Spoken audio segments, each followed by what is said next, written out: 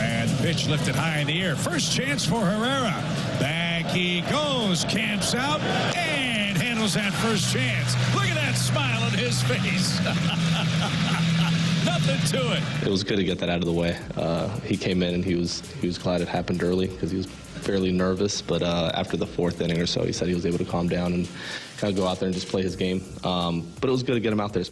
That was Ollie Marmol last night. Audio courtesy of FanDuel Sports Midwest. Cardinals made a change to their lineup, Alex. Ivan Herrera, your left fielder. Now, get your jokes out. Yeah, Cardinals had 4 different catchers that at some point in time could be inserted into the lineup. They have 2. Guys, they have 2 catchers on the roster right now. No, they have 3. Wilson Contreras is not a catcher any longer. He's a first baseman. Ivan Herrera, not a catcher any longer. He's a designated hitter who can masquerade occasionally now. Because I checked the active roster, and under catchers, Ivan Herrera, Pedro Pajes, Joel Pozo. So you sit here and try and spew your lies from that ugly, filthy mouth of yours. That says catcher, and Ivan Herrera is a catcher. I don't even know how to argue with that. You're right. You can't argue. My guess is in the offseason that might change, but you know what? When you put it like that, well played, sir. Cardinals tried Ivan Herrera in the outfield last night. He got exactly 1 opportunity. He made the catch. I did appreciate Victor Scott sprinting behind him to make sure, hey, if anything goes wrong here, come on, I'll be right behind you, We buddy. all saw the zoom in on Ivan Herrera going, oh, bleep, oh, bleep, oh, bleep, oh, bleep, oh, bleep. Oh, got it. He said as much after the game last night. He's like, whoo, heart was beating out of my chest. When he laughed, I want to know what Victor Scott said to him. Can I be honest? That laugh, that is exactly why I think this might be okay. Some guys are very serious. BK's ready to give him a gold glove now. No. I think you're saying gold star. Well, that's more likely. That too. I don't know how this is going to go. I have no idea if Ivan Herrera is ever going to be more than an average defender in left field. My guess is no. But I mean this, I swear to you, I do not mean any disrespect by this. Was Matt Hollett any better than an average at left fielder? No. Yeah. Was Marcelo Zuna any better than an average left fielder? Alan Craig? He's below average. Anything more than an average left fielder? Skip Schumacher? And below average. No, Skip was above average. Colton Wong? Well, Matt Adams? Yeah, that was bad. Matt Adams can do it. The Cardinals have had Chris Duncan, God bless him. Like he was not a good defender in left field. But guess what? The bat plays. And that has been traditionally a spot for the Cardinals, even during their winning era. Like over the last 20 plus years with Tony La Russa in charge. That is the spot where you say, we can get by here. We can figure this out. They've done it all year with Brendan Donovan or Alec Burleson being out there. Now they're trying out Ivan Herrera. I love it. I think it's a really smart thing. And this is exactly the time when you should experiment with stuff like this. What did you think of the decision yesterday? We were all surprised, I think, by Ivan Herrera starting in left field. I mean, we should have taken the Cardinals for their word. They were trying to move a catcher to the outfield for the longest time, and they finally accomplished it. But look, when you see it, it makes sense. You're going to have to find a position for Ivan Herrera at some point because as much as we think it would just be the DH, they still have a lot of guys that profile as DHs, and you kind of need a rotating cast there. Is it something that I think he's going to be your everyday outfielder in a couple of years? No, I think we're seeing the versatility of Ivan Herrera to where you could put him in a corner outfield spot in a pinch, but more than likely he's probably your DH. My initial thought when I saw it on the lineup card that he was playing left field was kind of what T-Bone texted us in our group. Bye-bye Lars Nootbaar. Like, I think when you see Ivan Herrera starting to play the outfield, sure, you could just go to, well, Nootbaar's hurt. When Nootbaar's healthy, then Herrera's going to be out there. My thought process was this is unclogging the clog of position players that they have on this roster. If Ivan Herrera can play left field for this team going into the rest of this season, and then, of course, by next year, well, then now you got to trade Chip and Lars Nootbaar because you have a Brendan Donovan who could play out there if he's still here. You know Alec Burleson could play one of the corner outfield spots. You need to find a spot for Ivan Herrera that's not just DH. Bada bing, there it is. So that was my thought process. Not surprised that they're getting these reps in for Ivan Herrera. I'm sure this has kind of been a goal for them for some time now. Now that you're seeing it, the fruits of the labor are coming out. I think this is kind of telling you what the Cardinals' mindset might be in the offseason, moving guys out that they're kind of done with the runway. Yeah, I like that they're trying it now. Get the final 2 months of the regular season to at least get an idea of where he's at in this kind of transition to the outfield. But yeah, when I saw this, I was like, boys, it adds to the logjam of now to the outfield compared to the infield where there's already a logjam. So they're going to have to make more decisions, not at the deadline. I'm not expecting Lars Nootbaar to be gone by the trade deadline, mostly because he's hurt, but they're going to have to make decisions in the offseason again, because right now they've got 4 outfielders for 3 spots, and one of those is kind of a lock in Victor Scott. So really 3 guys for 2 spots. You can rotate it around a little bit with Burley going to DH, but when you have Nootbaar in that conversation, it just makes things more complicated, especially if you're going to go into next year, and I'm assuming they're going to give Walker more runway next year as well. Okay, well, now where does Lars Nootbaar fit into this equation? Or where does Albert, whoever you choose to be the odd man out of this group, it becomes clogged. But I like the fact that they're doing this. In his one opportunity, he looked fine in it, and it opens up flexibility for the roster moving forward, because now it's not about the DH being clogged to where it is, okay, well, now we really have one spot that's flexible, which is left field. Now, if you can start to play him in the outfield more, both this year and next year, it opens up the ability to keep one of those outfielders, and it's less of a logjam. Still a logjam, but less so. The one, I think somebody brought this up last week when we were talking about this. Like, Kyle Schwarber was this.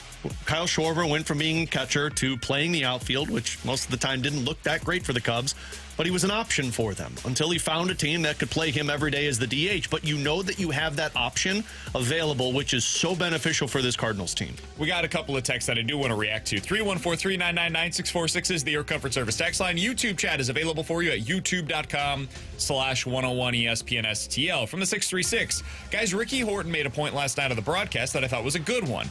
They probably should have tried this sooner because they had to know how bad he was behind the plate. I don't agree with that, and far be it for me to disagree with Rick Horton, but I do disagree with him on this. I don't think that the Cardinals could have tried this any sooner. The Cardinals are in a spot now where, let's be honest, guys, the standings don't really matter. We have arrived at that place, right? Now is the time. Not all of us. BK. T-Bone can explain that later. Now is the time where you try to experiment with things. And this can open up new paths. I do think it could make things a little congested the rest of the way for this season. But what you do is you find more information. Can Ivan Herrera capably play in the outfield? Yes or no? If the answer is no, that's cool. That's good information to know going into the offseason on, okay, then what is our plan with Ivan Herrera? Should we now try him at first base? Should we now say he is a permanent designated hitter for us? It's his bat play, so we will clear that opportunity for him. Like, you need to know these things going into the offseason. So now is, in my opinion, the exact time where you should be trying him in left field. So we also got this from the 618. Guys, you realize that playing him in left field limits what they can do with others in the future. Why can't he catch? He's been doing it his entire career. Now this prevents others from playing the outfield, or it prevents us from trading from our glut of catchers for more pitching, for example. Not sure I totally understand the point there. Just to be totally candid, I think this does the opposite. It allows for an opportunity for your other catchers. If Herrera was the guy behind the plate, which would have been great, I would have signed up for that like that. It clearly wasn't going to work for him, though, as the primary catcher for the Cardinals. They didn't like it. If that was the case, well, now you have 4 of your top 10 prospects, I believe it is, that are catchers. Where are they going to be playing in the future? Probably not here, if we're being honest. Now you don't have to worry about that. Those catchers have that runway. My guess is Jimmy Crooks will probably get a shot at the Major League roster next year, and you just keep promoting from within. So I don't see any issues with this whatsoever. I think this is the correct way for the Cardinals to operate. But you know what, BK? Where does it end? Where does it end when they keep bringing up catchers and tell us they're catchers, and then the year into it, they say they're not good enough, and then they say that they're going to be an outfield? Where does it end? I will say I do find it funny that anybody you talk to around the organization is like, yeah, Jimmy Crooks, okay, game caller. Yeah. Leo Bernal, okay. That's really good. So, like, where does it end? Just catchers on paper? So, yes. By the 40-man roster, yes, they're just catchers on paper. I think that may be the case. I think it's really hard to develop catchers. I think we've seen that in other organizations. Like, look at the Giants. They had a succession plan in place, ready to go with Joey Bart. It didn't work. Failed spectacularly.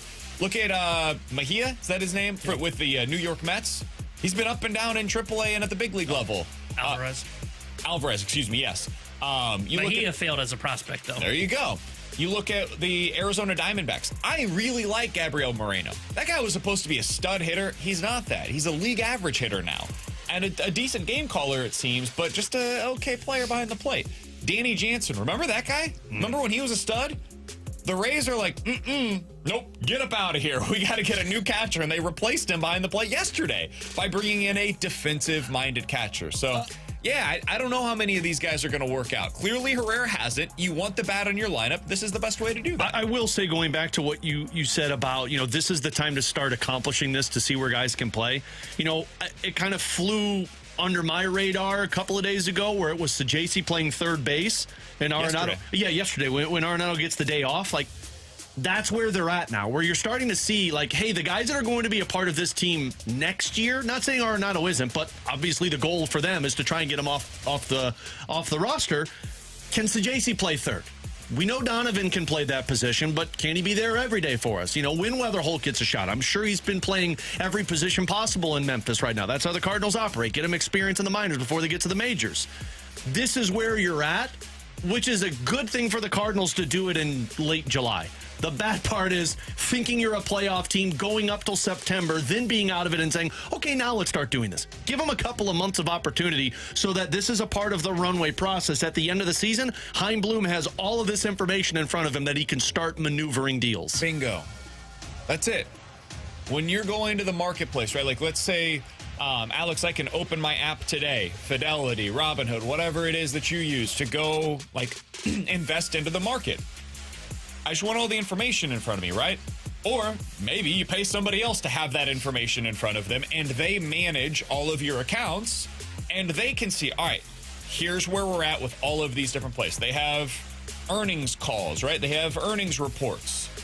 And when you get these, as somebody that is trying to discern which places am I going to be investing in the market, that's how you make your decisions. The Cardinals are in a spot right now where they're trying to get as much information as possible so that way they can now operate from a place of strength. So I think what they're doing with Ivan Herrera is what they have to do with Ivan Herrera. I'm not sure they really had much of a choice. But the Cardinals in the past have seen choices out there, seen options out there available to them, and have said, not opening up that door. Not taking that opportunity. Now they're trying stuff. I'll give them credit for that, man. It is such a low-hanging fruit, but the Cardinals at times in the past have not even taken that low-hanging fruit. Now they are. So credit where it's due. I like what they did yesterday with Ivan Herrera. Gold star, Cardinals. It worked out really well for the one opportunity that he had in left field. Now, put him out there again today. I don't know how often he's going to be out there down the stretch. My guess is, at a minimum, 1 out of every 5 days. When Andre Pallante is on the mound, remember how he used to have the designated catcher? No, guess who it was? It was Ivan Herrera. Now he has a designated left fielder. God bless him. It is what it is, man. Coming up in about 15 minutes, we're going to dive into some NFL quick hitters. If you guys want to get involved in the show, the place is to do so. 314-399-9646. That's the Air Comfort Service text line. And YouTube is available for you at youtube.com/101 ESPN STL. Before we get to the other side and talk about an update on Ryan Helsley's market, what did you guys think of Pallante last night? Good game? Yeah, by the box score, Yeah, I was going to say, at the end of the game, felt kind of like he got lucky that time around. The stat line looked really good. The 7 innings, what was it, 5? One hit, 0 earned runs, 1 walk, 4 strikeouts, 81 pitches, highly efficient. Remind me of Dakota Hudson, He went out there and he just dealt, and I was like, that's an ace. I thought he was fine. Never did that. I thought he did exactly what Andre Pallante does. He allowed a 103-mile-per-hour grounder, which was recorded as an out. 100-mile-an-hour flyout, not once but twice. Another 95-mile-an-hour flyout, which is a home run in certain ballparks. 90-mile-an-hour flyout, which had a 390 expected batting average. And then 2 other hits at 80 and 67 miles per hour, which had exit velos low, but highly expected to be hits based upon the way that they were hit. They both were ground outs as well. So what you're saying is he gave listed 7 different batted balls that had an expected batting average of 300 or above, and all of them were recorded as outs yesterday. Hit them to where they are. That's Andre Pallante's goal. That was it yesterday. Now the next time around, it might look more like it did the last time around. This is what you get with Andre Pallante. It's the bottom of the or it's the back end of a rotation starter. When he is making very little money, I love having him. But you know what he does? He posts every 5th day. Absolutely. And that's what you want. Little money, posts, gives you innings. 6 and 7 on the season. I'm not the guy that typically will use like the record, but I think that's indicative of who he is. You're 500 when Andre Pallante is on the mound. If your number 5 starter can go out there, give you 150 innings, post every 5th day, as Alex said, you go 500 when he's on the mound, he did his job, man. Yeah, your 3 starter posted every 5th day and couldn't get through the 2nd inning for you. Yeah, and that's really where the problems are. So, win. All right, coming up next, we got an update on Helsley here on 101 ESPN.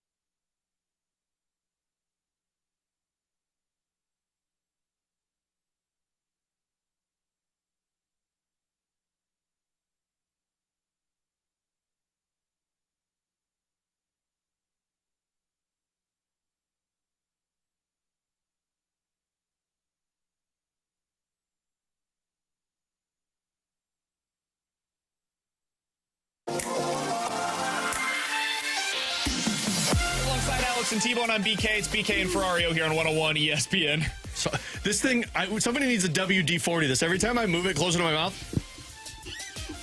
See?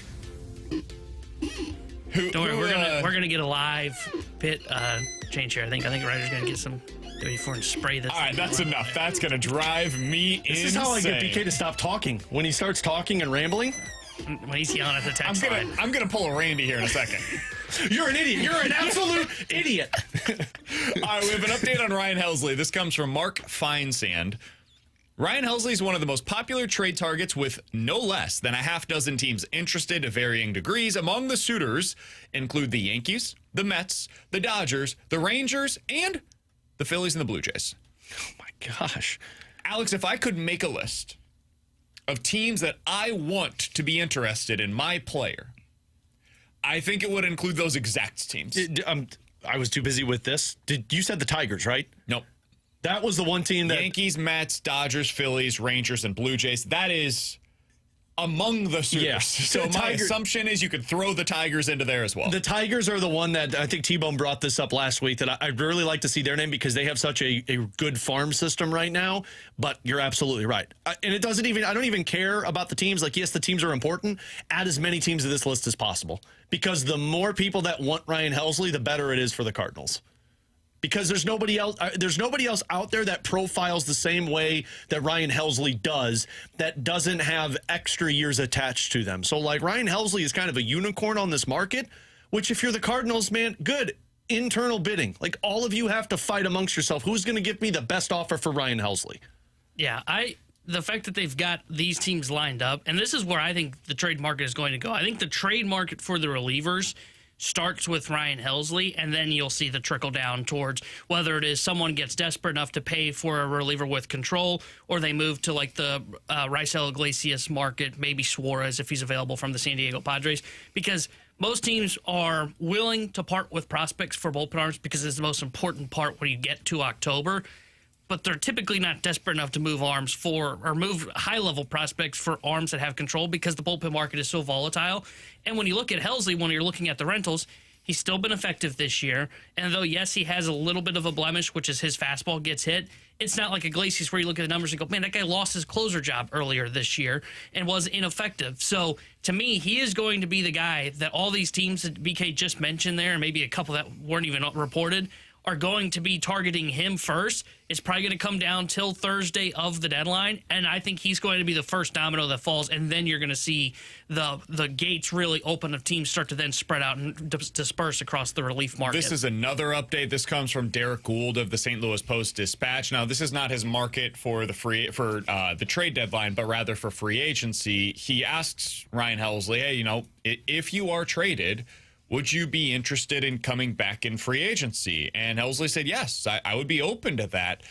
Similar to what we saw, was it Aroldis Chapman that was traded and then re-signed with the Yankees afterwards? That was the Gleyber Torres deal, if I'm not mistaken. There's no chance of that happening, right? We all agree? If Helsley is traded, this will be the end of his time here in St. Louis, and he will almost certainly be signing with a different team this offseason, correct? Yeah. I wouldn't hold your breath, Ryan. I don't even think you're going to get a phone call back from the Cardinals. I was just making sure we're all on the same page there. I did want to add one other thing. This comes from Derek Gould's chat yesterday. Again, the St. Louis Post-Dispatch. The whole thing is worth your time, especially if you're interested in kind of where the Cardinals are at big picture-wise and also what their plans are at the deadline. He said this. Again, this comes from Derek Gould's chat. Quote, I have been told it's not a guarantee that all three Cardinals relievers are traded. The Cardinals could keep one or two, and that is a scenario in play for the team.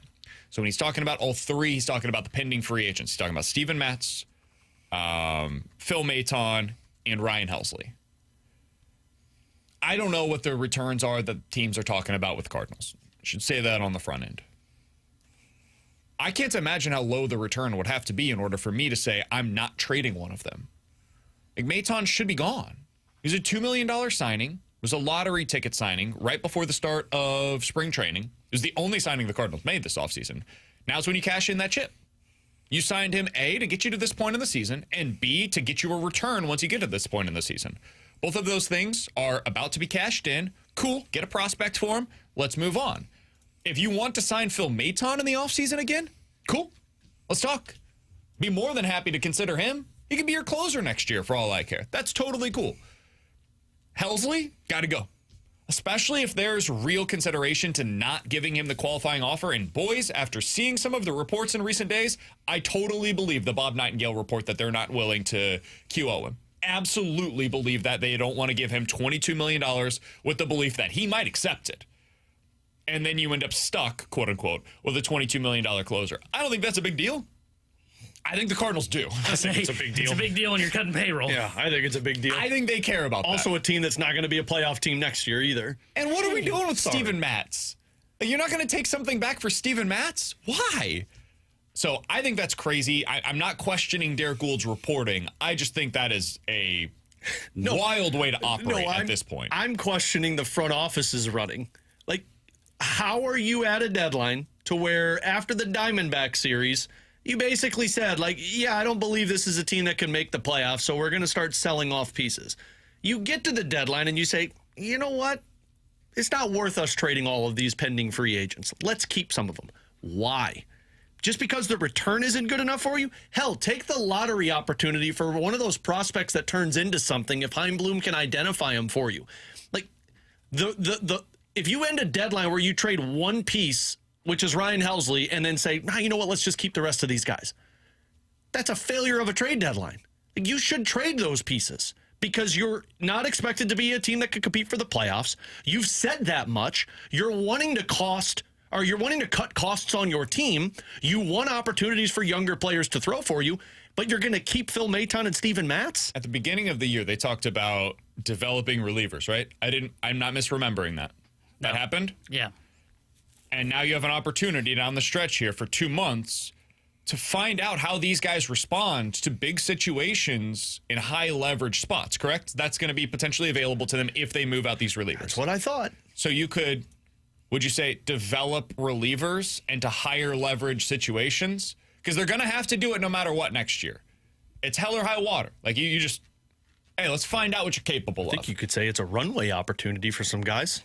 And this year, at least the stakes aren't that high. Next year, you probably come into the year kind of similar to this year saying, all right, we'll see where we're at, find out at the deadline, make the decisions, blah, blah, blah.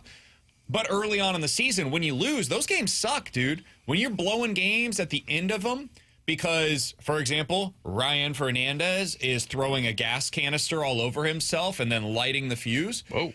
Like, that's what happened this year.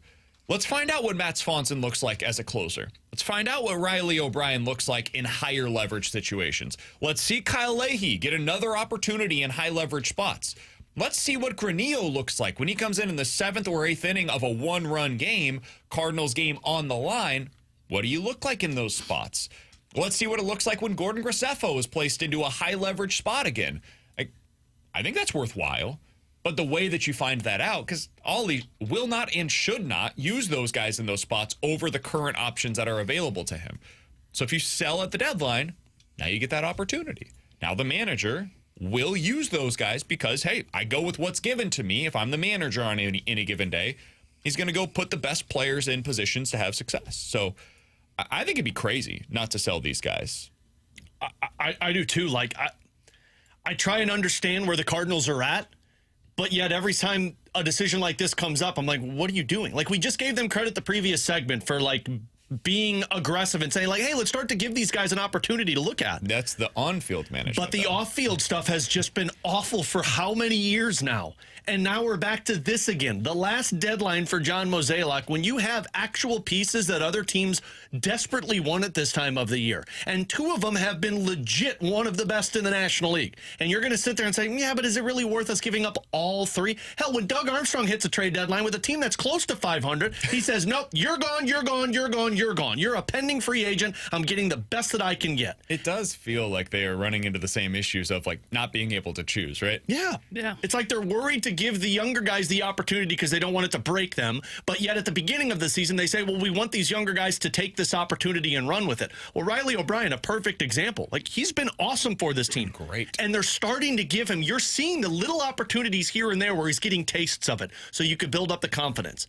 But at some point, man, you got to take the training wheels off and say, hey, you're going to fall, get back up, keep doing it. What's been worse for the Cardinals? Going through this stretch where you're like, I wouldn't say trying to lose, but you definitely need to maximize every asset while going through this transition period, so to speak. Rebuild would be another term for it.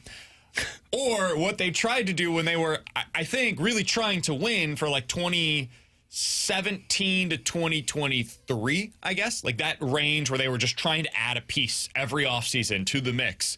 What were they worse at? The 2017, and I'm talking about the front office aspect of it. 2017 to 2023? Or what it's been the last couple of years where it's like, all right, asset management, let's go. Because I think it's the asset management. I think it's the asset management. They've ruined more stuff than they've actually benefited this team for. And look at where we're at right now. The roster still isn't in a place where you're like, hey, they're in a good position moving forward. They're in a...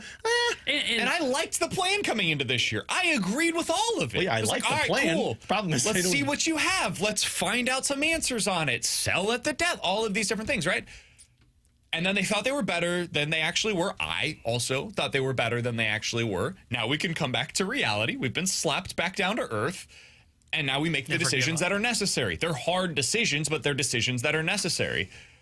And boy, the messaging on this once again. I think the asset management, I think where they get stuck, quote unquote, I would say, is even in their asset management, they still like have that itch to try and win, right? Like if you hang on to Maton and you hang on to Steven Matz, like it would not shock me. I wouldn't do this. I want to be clear. It would not shock me to see them trade JoJo, trade Helsley, hang on to Maton and Matz. And the reason I say that is because you're going to get like Roberson and Kloffenstein as like returns because that's what they got for a rental and Jordan Hicks. So I can see where they look at this and say, cool. But I'm making the case. I don't need the case. I don't need you. You know what, Mike off. I don't need you to yell at me. Pisses me off. Well, I'm trying to make Mo's point. I look at this. I wonder if they make that move and they say, yeah, but like we can still be a playoff team because you look at where you're at in the standings and go, yeah, but we're not that far, right? Can I ask a question? Yes. I can't because is it back on? It's back on. Mo, sir. Yes. If you're I want to go out on a last ride. If you're viewing yourself as a playoff team, why did you trade your closer? Well, it's a great question, Brandon. No, it's a great question, Brandon. Well, we looked at what the Tigers did last year, and they sold off everything, and they still made the playoffs. And we believe that Maton can close, and it was worth balancing winning now and also balancing what is for Heim in the future. No questions from you. I'm tired of girl dad hat. Yes, sir. Yeah. Quick follow-up question here. Is it your opinion that you don't have anybody else on the roster that can close, and that's why you decided to keep Okay. Yes. I'm tired of Brandon. One more. If you believe that you can compete, like you think that you can still do this without Ryan Helsley, then why do you have two guys on your roster, like active roster, that have no role on this team? I don't know who you're talking about. Hampson and defense. Oh yeah, okay. And is he still here? For me, he's actually on the roster. Yeah. You guys bleeping with me? Yeah. He was just in the game. Also, there's a guy that's in AAA right now that's slugging the hell out of the baseball. Yeah, we don't have a roster spot for Weatherholt Because of defense. Follow-up question on the bullpen again? Yes. Okay, so what are you doing next year? What are we doing next year? That's not my problem. Okay, just making sure. When Heim is let out from the dungeon in November. Okay, cool. We'll discuss that. No, you said you don't have anybody else on the roster that can close, and you're not planning to be aggressive in the offseason, which would seem to indicate slight issues for 2026 Cool. All right, cool. Heim will figure that out. Glad we're on the same page. Coming up next, your press conference. NFL Quick Hitters here on 101 ESPN. Felt like Mo, though.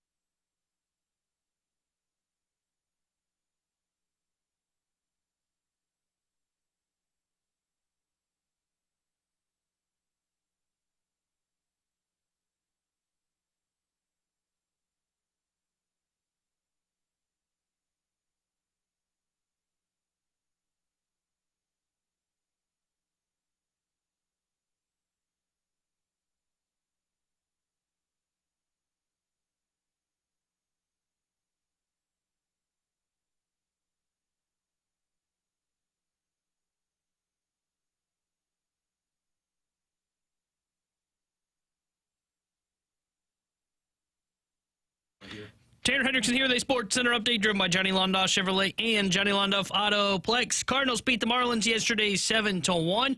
Game 2 of their 3-game set is tonight. Sandy Alcantara will be on the mound for Miami. Sonny Gray will be getting the start for St. Louis. 6:45 will be first pitch. The Sports Center update is driven by Johnny Londoff Chevrolet and Johnny Londoff Autoplex. CMLondoff.com. Chevy, together we drive.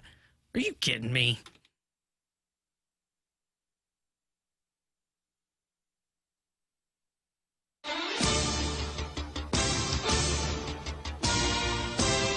Alongside Alex and T-Bone on BK, who do you guys think has the most under the age of 25 talent in the NFL? Any guesses? Under the age of 25 talent. This is according to a new list that was released by ESPN.com. Aaron Schatz released this list. I want to say Detroit. They're at number 6. Okay. Last year they were number 2. So is it Chicago? They're at number 5. All right. Working our way up. Green Bay? Nope. Oh, okay. See, So they're that kind team of still old. sucks. Green Arizona? Bay Arizona's 19. Dude, Jesus. Green Bay's 23. Okay, so we're getting going the worse. opposite direction. Well, I'm not going to say Carolina. Houston? Houston is number 1 on the list. Stroud. You looked at the list, didn't you? Baby. I was Houston or Washington, but then I thought Washington's kind of Washington is at number old. 3. Jacksonville. Ugh. Sorry. Alex started off doing pretty well. I got He's like in 6 the and top 5. 10, I got 6 and 5 for you. It's getting fine. closer. Washington, it's really heavily influenced by Jaden Daniels. Yay, got a legit number 1 quarterback. Let's go ahead and do this. Can't be heavily off of one player. It said how many talent or how many player. Read the thing again, because I don't remember. The most young talent under the age of 25. Yeah, that's one guy. You can't heavily influenced by one guy. But Sorry. he's like an MVP. I inhaled a lot of WD-40. Can I finish the thought, though? No. Let me finish. Blue chip players under the age of 25 on the Houston Texans, according to this list. C.J. Stroud, Will Anderson Jr., Derek Stingley, Kamari Lassiter.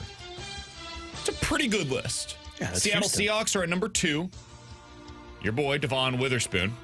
Byron Murphy, defensive tackle from Texas. That was very good for them last year. And then Jackson Smith and Jigba. And at number 3, it's the Washington Commanders with Jaden Daniels and an offensive lineman that most people have probably never heard of. That's your top 3 in the NFL right now. Terrible list. I think that's probably Detroit's right. got better than Washington. Teams that I find to be really interesting based on this list, and I wonder if you guys think any of these teams will be capable of making a jump in 2025 because of their young talent. Seattle at number 2. The New York Giants at number 4 with Malik Neighbors, Abdul Carter, Jackson Dart, Kayvon Thibodeau. The Chicago Bears at number 5 and the New England Patriots at number 7 with Drake May, Christian Gonzalez, and Will Campbell. Do you guys think that any of those teams are going to be able to make a significant jump this year because of their young talent? I think Chicago might, and I think if I were to pick one, it would be New England. I think New England would be the one that I'd look at, and I say I think they could make a jump from being a non-playoff team to a team that could make the playoffs this year. I would lean Bears because I really like what they did in the offseason. I like the head coaching hire, Ben Johnson, as well. They're really the only one for me because, like the Giants, I just don't think Dart's going to be the guy. And if you don't have the quarterback position locked down, then who cares what your young talent is? You're not going to get very far. And then same with the New England Patriots. I like Drake May. I just don't know if they've got the weapons around Drake May yet. I still think they're in the process there of trying to develop the pieces around him. So I think the only one for me would be the Chicago Bears. I would go a little further. Las Vegas Raiders at number 11 on this list would be a team that I think could be better than expected this year. And I'm being serious. I'm starting to buy in, Alex. Pete Carroll, huge upgrade at head coach for them. Going to Geno Smith, massive upgrade at the quarterback position for them. You're bringing back Brock Bowers. You have Ashton Genty entering the mix. That offense could be pretty good this year. Geno Smith is the one that I'm concerned about. What do you mean? I just don't trust the quarterback. I saw it in Seattle the last couple of years with legit, really good receivers. I do like the coach. I'm with you there. I think Pete Carroll is a really good hire and a significant upgrade. But to me, if the quarterback isn't something that I can look at and I say, yeah, I can see how it makes him better, I don't know if I'd buy into that. Seattle won 10 games last year. Yeah, I think Geno could get them to the playoffs. He's not great. I don't think you're winning anything meaningful. I agree. But I think Geno Smith is modern day Alex Smith. I think in the AFC, I would rather take Drake May and Mike Vrabel over Geno Smith and Pete Carroll. I think that's That's understandable. And we all understand the AFC. I agree with There's you. typically only one spot that you're going to get because I don't think, I know Vegas isn't going to win that division. No, I agree. I don't think that the Patriots are winning their division. No, I don't either. Though.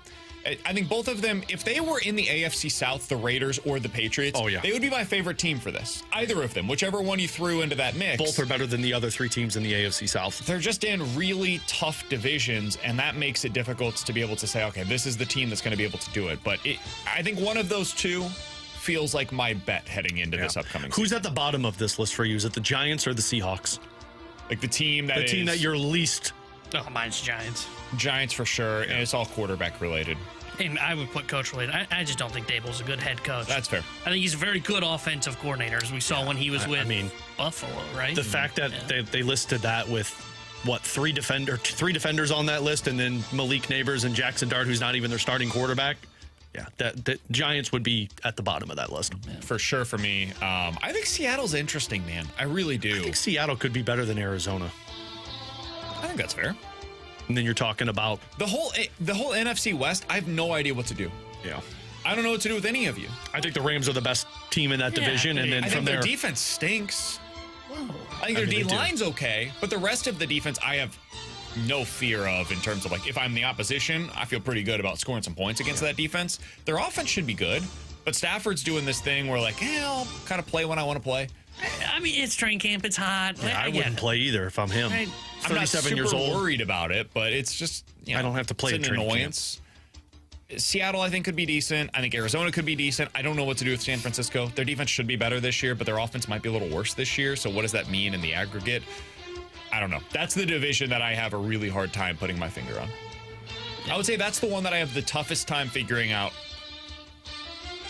1 through 4 how I would rank them leading into the season. I think that's fair. Yeah, I think I would agree with that because I could see any of San Fran, Seattle, Arizona finishing second. I was thinking maybe the NFC South, but I was like, I know who the top two are. I know who probably the bottom two are. Now, how they kind of end up in order, I don't know. But yeah, I would probably agree with that. The thing for Seattle, after seeing how quickly Sam Darnold fell back to earth, I just have no faith in them. And I saw Cooper Kupp. He's clearly not Cooper Kupp of old. He is a washed up. He's like a number 3, and he was just brought in. He was just brought in to be number 2, and I don't think he's even capable of doing that anymore. He's T-Bone. That's Alex. I'm BK. Coming up next, 314-399-9646. That's the Air Comfort Service text line for questions and answers here on 101 ESPN.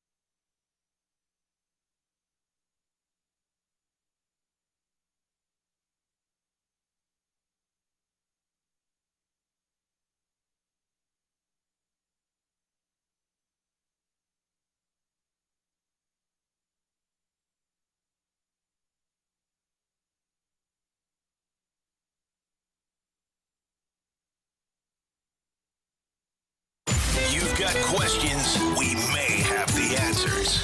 Maybe. It's BK and Ferrario's Questions and Answers on 101 ESPN. 399-9646 is the Air Comfort Service text line for questions and answers from I Hate Paper Straws. Guys, help me understand the general disbelief in Jackson Dart. Is it because no one wants to make the obvious comparison to Patrick Mahomes when he was coming out of Texas Tech? I'm really excited for Dart, this year's version of Jaden Daniels. Okay. I never saw that from him in college. I can only speak for myself why I'm not giving him a whole lot of hype. I feel like every time I saw him in a big situation, he fell flat. And that's a little unfair, and it's probably more anecdotal based than it is like reality. But I feel as though when I saw him, big moment, big game against a high-level team, he wet the bed. So that is my honest to God explanation as to why I'm not overly excited about him. Yeah, I mean, like, he's an unknown, in my opinion, so I can't get excited for Jackson Dart. And to make the Patrick Mahomes comp, like, I'm not there. So it's been a terrible Giants team for the last few years, and as we mentioned earlier, too, I don't really know if I trust the head coach, Brian Dable. So to me, they're an unknown, and so as I see them this season, maybe I could get a little bit more excited, but I mean, as much as they're talking about him in camp, I've also haven't they said that he's not the starting quarterback? Yeah, or they called a competition one of the two. I was going to say, because there was like, what, 3 guys under contract that are quarterback fighting right now? So he's not even the number 1 guy. So before I get there, I can't really get too excited. Somebody said, guys, you didn't see it out of Mahomes in college either. I disagree. I saw the it factor from Mahomes. I had no idea if it was going to work. But, yeah, Mahomes, when you watched him at Texas Tech, it was like, oh, my God, the tools here are ridiculous. I never felt like that. Watching Jackson Dart at Ole Miss. I thought he was solid. I never looked at him and was like, what a cannon of an arm. Look at the way that he's able to make these off-platform throws. He's not one of those guys for me. Yeah. That was more Caleb Williams. Caleb Williams was the first guy that I saw in college that I watched and I was like, whoa. That reminds me of a dude that wears the number 15 in the NFL, and I don't like comparing people to that guy. But that's a different level of talent. And Anthony Richardson. You were pretty excited about him. T-Bone with Mac Jones. Tools that Anthony Richardson had, and unfortunately they never forget materialized. Never forget Mac Jones. Turns out, if you're good in the SEC, it may not mean squat. Yeah, that's kind of how I feel about it. All right, 314-399-9646 is the Air Comfort Service text line from the 636. Does Quinn Matthews have a better chance of starting next season on the big league roster with Roby ruled out for the 2026 season? Probably. I mean, it opens up the path, but Quinn Matthews needs to worry about Quinn Matthews. He's got to get better.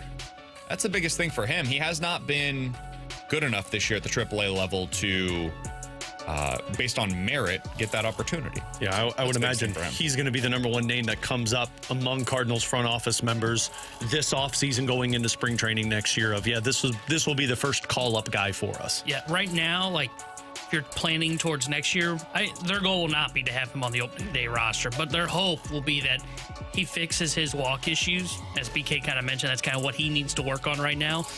You get to that point in 2 months into the season, their hope will be he will be ready to be the quote-unquote 6th starter at that point. Can I read to you guys an update from John Morosi? And I say that loosely. Is it an update, or did he just misspell something? We know how that works, right? We're like, hey, there's a new version of this tweet because I misspelled a word. John Morosi said on Twitter, Nolan Arenado's name has come up in trade talks between the Astros and the Cardinals, but there's no momentum toward a deal as of this morning. How do you think his name came up? Was it probably like, hey, remember in the offseason when we talked about Nolan Arenado and there was a deal in place and then he said no? The Cardinals called him and said, hey, do you want Nolan Arenado again? And they said, no. Yeah. He made his decision. That was the name? Yeah. That was the way it was brought up? I picture it was... Most calling everyone right now. You want Nolan? You want Nolan? You want Nolan? Gorman? Arenado. Dude, their GM literally came out publicly and stated, not interested. Oh, yeah. He misinterpreted or misunderstood, I think was the phrasing that he used. He said that Nolan Arenado misunderstood our plan. I would agree with him. Now, if Nolan just didn't want to live in Houston, cool, man. You get to make those decisions for yourself. That's what the no trade clause is there for. But if you really said no to Houston because you thought they were going to suck this year, I don't really know what to say to that. Yeah, It didn't make sense at the time, and it continues to not make sense today as I look at the standings, and turns out Houston's good. It didn't make sense at the time, but like from his perspective, why'd you trade away Kyle Tucker? Do I really want to go to this team? I think it's pretty simple. We had 1 year left of Kyle Tucker. We're not re-signing him because we don't pay market value for our stars. Look at all of the other guys that have left, including George Springer and Carlos Correa, 2 all-time fan Bregman, favorites. that you didn't bring back also. Bregman. Yeah, no, we're not going to bring those guys back, but we're bringing you here because we're trying to win. I think if you're Arenado, maybe you have PTSD from a team that looks like they could be a contender, but they actually aren't. So you probably saw Houston's moves and like, I don't want to go there. Go look at the back of the baseball reference card. Like Houston Astros, baseball reference. Playoffs, World Series, playoffs, World Series, playoffs, World Series. A lot of cheating in this there, team though. does not miss. Like they don't because of the trash cans. They're pretty good at this. When they say they're going to try to win, they generally speaking win. Houston's butt hurt, so he's not going there. Weird to be a team that's your butt hurt. If I'm Houston, I would be like looking at that as a blessing in disguise. Oh, yeah. Arenado would not be good in Houston. In fact, their lineup would be worse with him in it. Yeah. Because you replace him with pretty much Paredes. I know they got him in the Tucker deal, but yeah, no, you wouldn't have replaced. It would have been Christian Walker, who's been bad this year, by the way. Yeah, Walker was the one that they pivoted to, and he's been terrible. He's actually been worse than Nolan Arenado. And at least you're getting the defense of Nolan Arenado if you're Houston. Yeah, I think they would have been in a better spot. Now, I did not feel the way at the time. At the time, I thought Christian Walker was a better addition for the Astros than Nolan Arenado would have been, especially given what the money is for Arenado and the age decline. But that's not the way that it's turned out. Christian Walker has been really bad so far this year, both offensively, and he hasn't done enough defensively to be able to make up for it. All right, with Alex and T-Bone, I'm BK. Coming up next, let's get a former Major League Baseball general manager's opinion on what the Cardinals will and should do at this year's deadline. Jim Duquette has held that position before. He joins us next here on BK and Ferrario.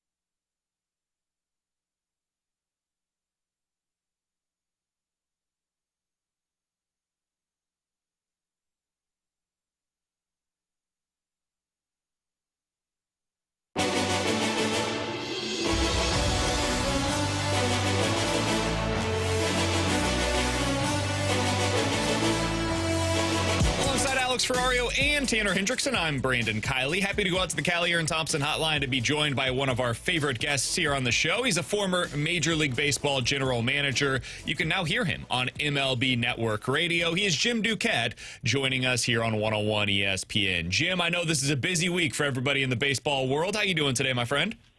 Everything is good, guys. Good to be back with you. How's everything? We're doing all right. It's been a weird year for the Cardinals. We came in saying no expectations, and then about a month and a half into the season, maybe we got a playoff team here in St. Louis, and they're not a playoff team. It turns out they're going to be probably sellers at this year's deadline once again. Jim, when you look at them and where they're at in the mix, if you were a GM for this team, how would you be approaching this year's deadline?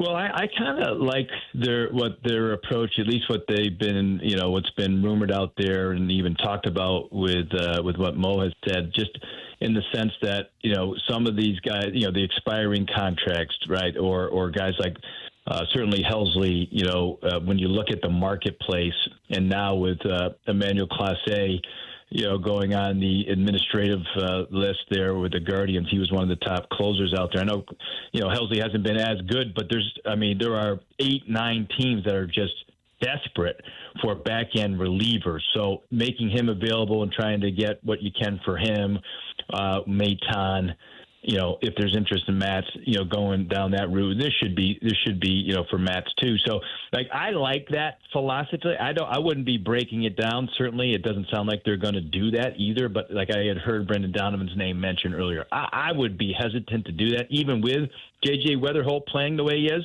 unless you got someone to just overpay for Donovan, then you'd have to consider it. But I kind of like the way the Cardinals are at least, it sounds like their approach is, I'm in agreement with.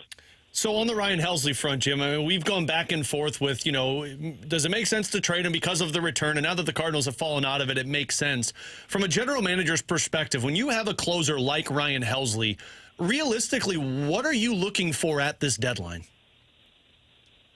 So you base a lot of that. You base off of what's the floor so far for the market, right? So like Gregory Soto, who the Orioles just traded, they got a guy that was just out. They got two guys. One was outside the top 10, and the other one was right in the the teens in terms of prospects. When you look at MLB Pipeline as an example, so in essence they were two top, let's say 15 pitchers. And you just kind of use that as the baseline, right? And Helsley is certainly better, more reliable than a guy like Soto. We haven't seen many relievers go yet. We're going to see a ton of them go over the next couple of days. And so, like Brian Baker, who the Orioles had traded to Tampa earlier, went for a comp round pick. Like, you're getting above that. You're getting above what the Mets gave up for Soto. I think it's fair to think of, somebody giving up certainly a top 10. You're probably not getting in anyone's top 5 prospects, but certainly in the top 10, and then another one close to, maybe in the top 12 or 15, depending on the strength of the system.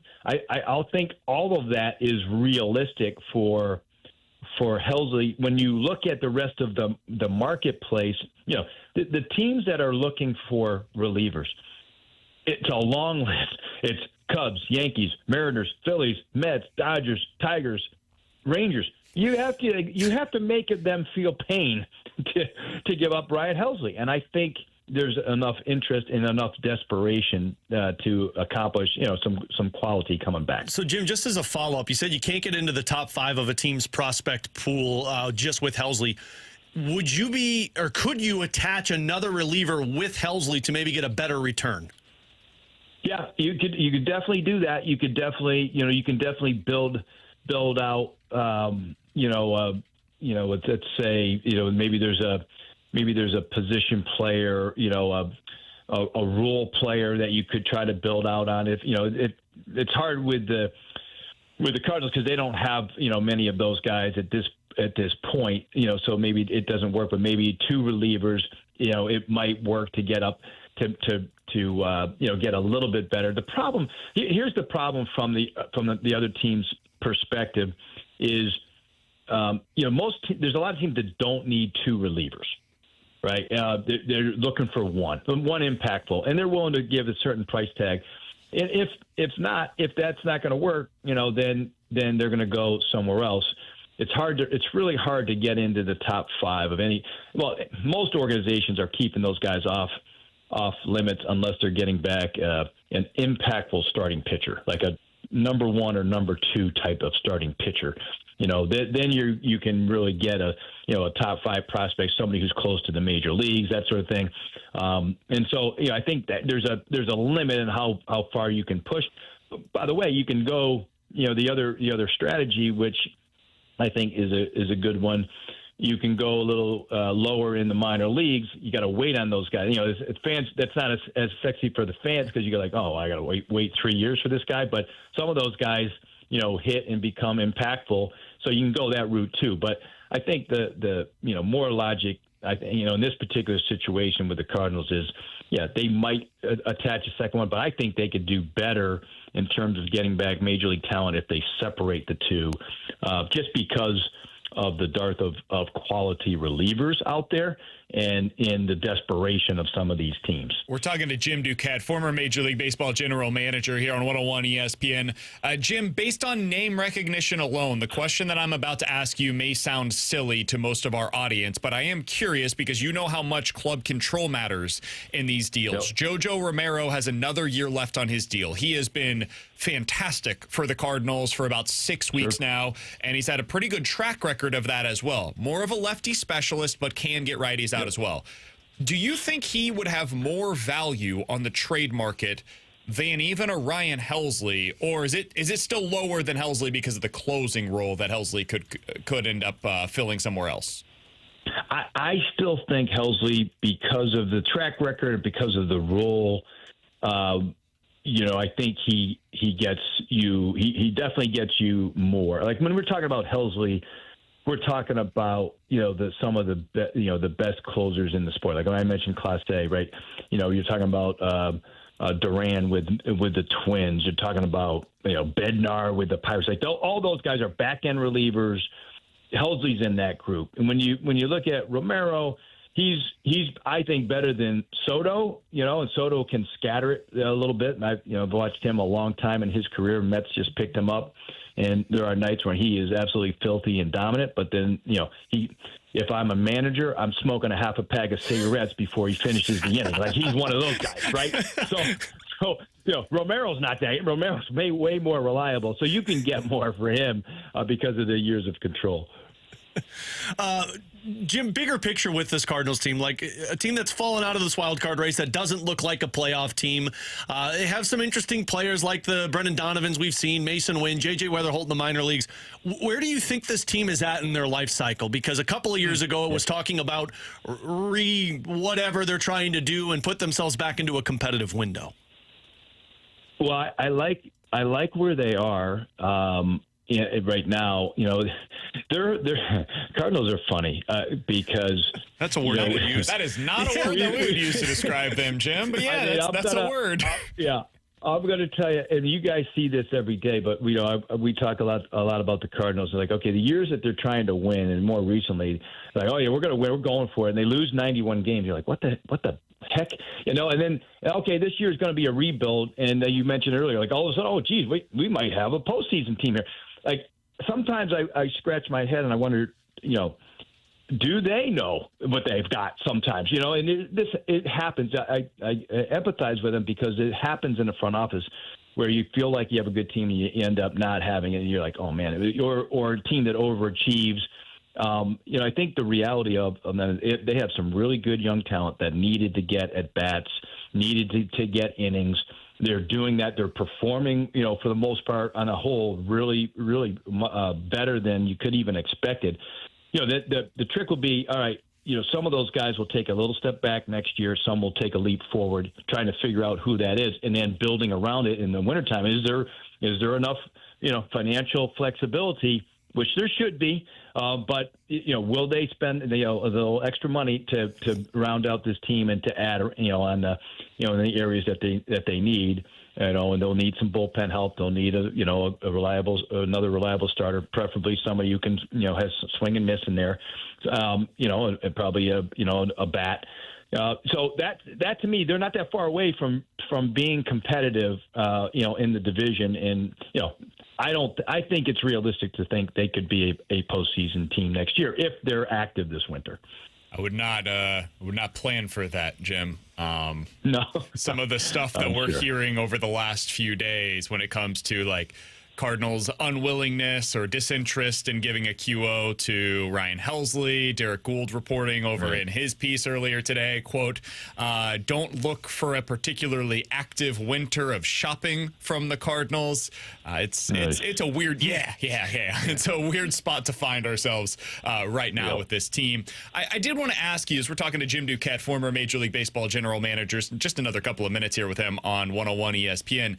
We've talked a lot about the Cardinals' logjam when it comes to their middle infield and then the corner outfield spots. Masyn Winn, Thomas J.C., Brendan Donovan, Nolan Gorman, Alec Burleson. Now, yesterday, they just had Ivan Herrera in the outfield, Jordan Walker, Lars Nootbaar. There's a lot of names for very few spots.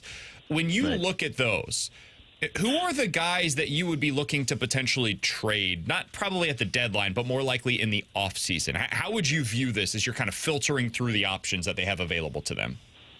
Yeah, those are tricky ones, right? Because as soon as you give up a guy, for me, you always have to look at it. Are they buy low or are they sell high or sell low candidates, right? So, if you like, as an example, Victor Scott II, right? He's a sell low candidate right now. You're not moving him. Jordan Walker would be a sell low because of his injuries and the season. The trick for me is, do you take a guy like a Burleson who's had a really good year? There would be a lot of interest in him, but, as a bat, or so let's just take him as an example. Sure. Or Donovan. There would be plenty of interest in him, but it's an inexpensive bat, and so there's each one kind of provides value to your team. Do you take one of those guys, and move him for pitching? I'm not a fan of that. I think, for me, there's so much inconsistency with offensive players. And for me, teams need to hold on to these guys because you're going to have that ebb and flow, like I talked about earlier, about a development of a bat, or some take a step backwards. Like I'm watching the Mets a lot. If you had asked me this question, Mark Vientos was not a guy ever that you would trade. He was impactful last year. Now he's on the trade block. Like it changes so quickly with offensive players. So even though it looks like a lot there, I might take one and see if I could dangle them, because it looks like they have some depth there, but I'm not, and that part of it's going to be really hard because it's going to be someone. It has to be someone, if I'm an acquiring team, that had a good season this past year. So, Donovan, because maybe he's closer to free agency, might be the guy. Yeah, it's going to be a fascinating offseason. It all begins now, and I'm sure you've been in this chair before, Jim, some of the discussions that are being had right now maybe lead to greater discussions in the offseason. Cardinals have a busy few months ahead of them as Chaim Bloom gets prepared to take over by the end of the season. Jim Duquette's a former Major League Baseball general manager. You can find his great work as well over on MLB Network Radio. Jim, we appreciate the time as always, man. Enjoy yourself this week. We'll talk with you again soon. All right, you got it, guys. Thanks for having me. Thanks, Jim. Jim Duquette, former Major League Baseball general manager, joining us as he does regularly here on BK and Ferrario. I find what he said about the Cardinals' return on Ryan Helsley, Alex, to be important because, you look at it, man, there are very few top 100 prospects that are traded. I mean, very few. And to put that in perspective, Alec Burleson was a top 100 prospect. Thomas J.C. was hanging out at the back end of top 100 prospects. I think Gordon Graceffo, did he end up getting in on some of those lists, I believe? I don't know if he got top 100. Borderline. He was close. Those are the kinds of players that we're talking about here. That doesn't mean Gordon Graceffo was 79 on one, 58 on another. He was a borderline top 100 prospect on most lists. Now, think about the level of prospects that I was just talking about. Those don't feel like saviors, right, for the Cardinals? They never were viewed that way for them. They're not getting dealt at the deadline. So what does that mean for the Cardinals as they approach this year's deadline, and what does that mean for what they should be targeting? We'll talk about that coming up next here on 101 ESPN.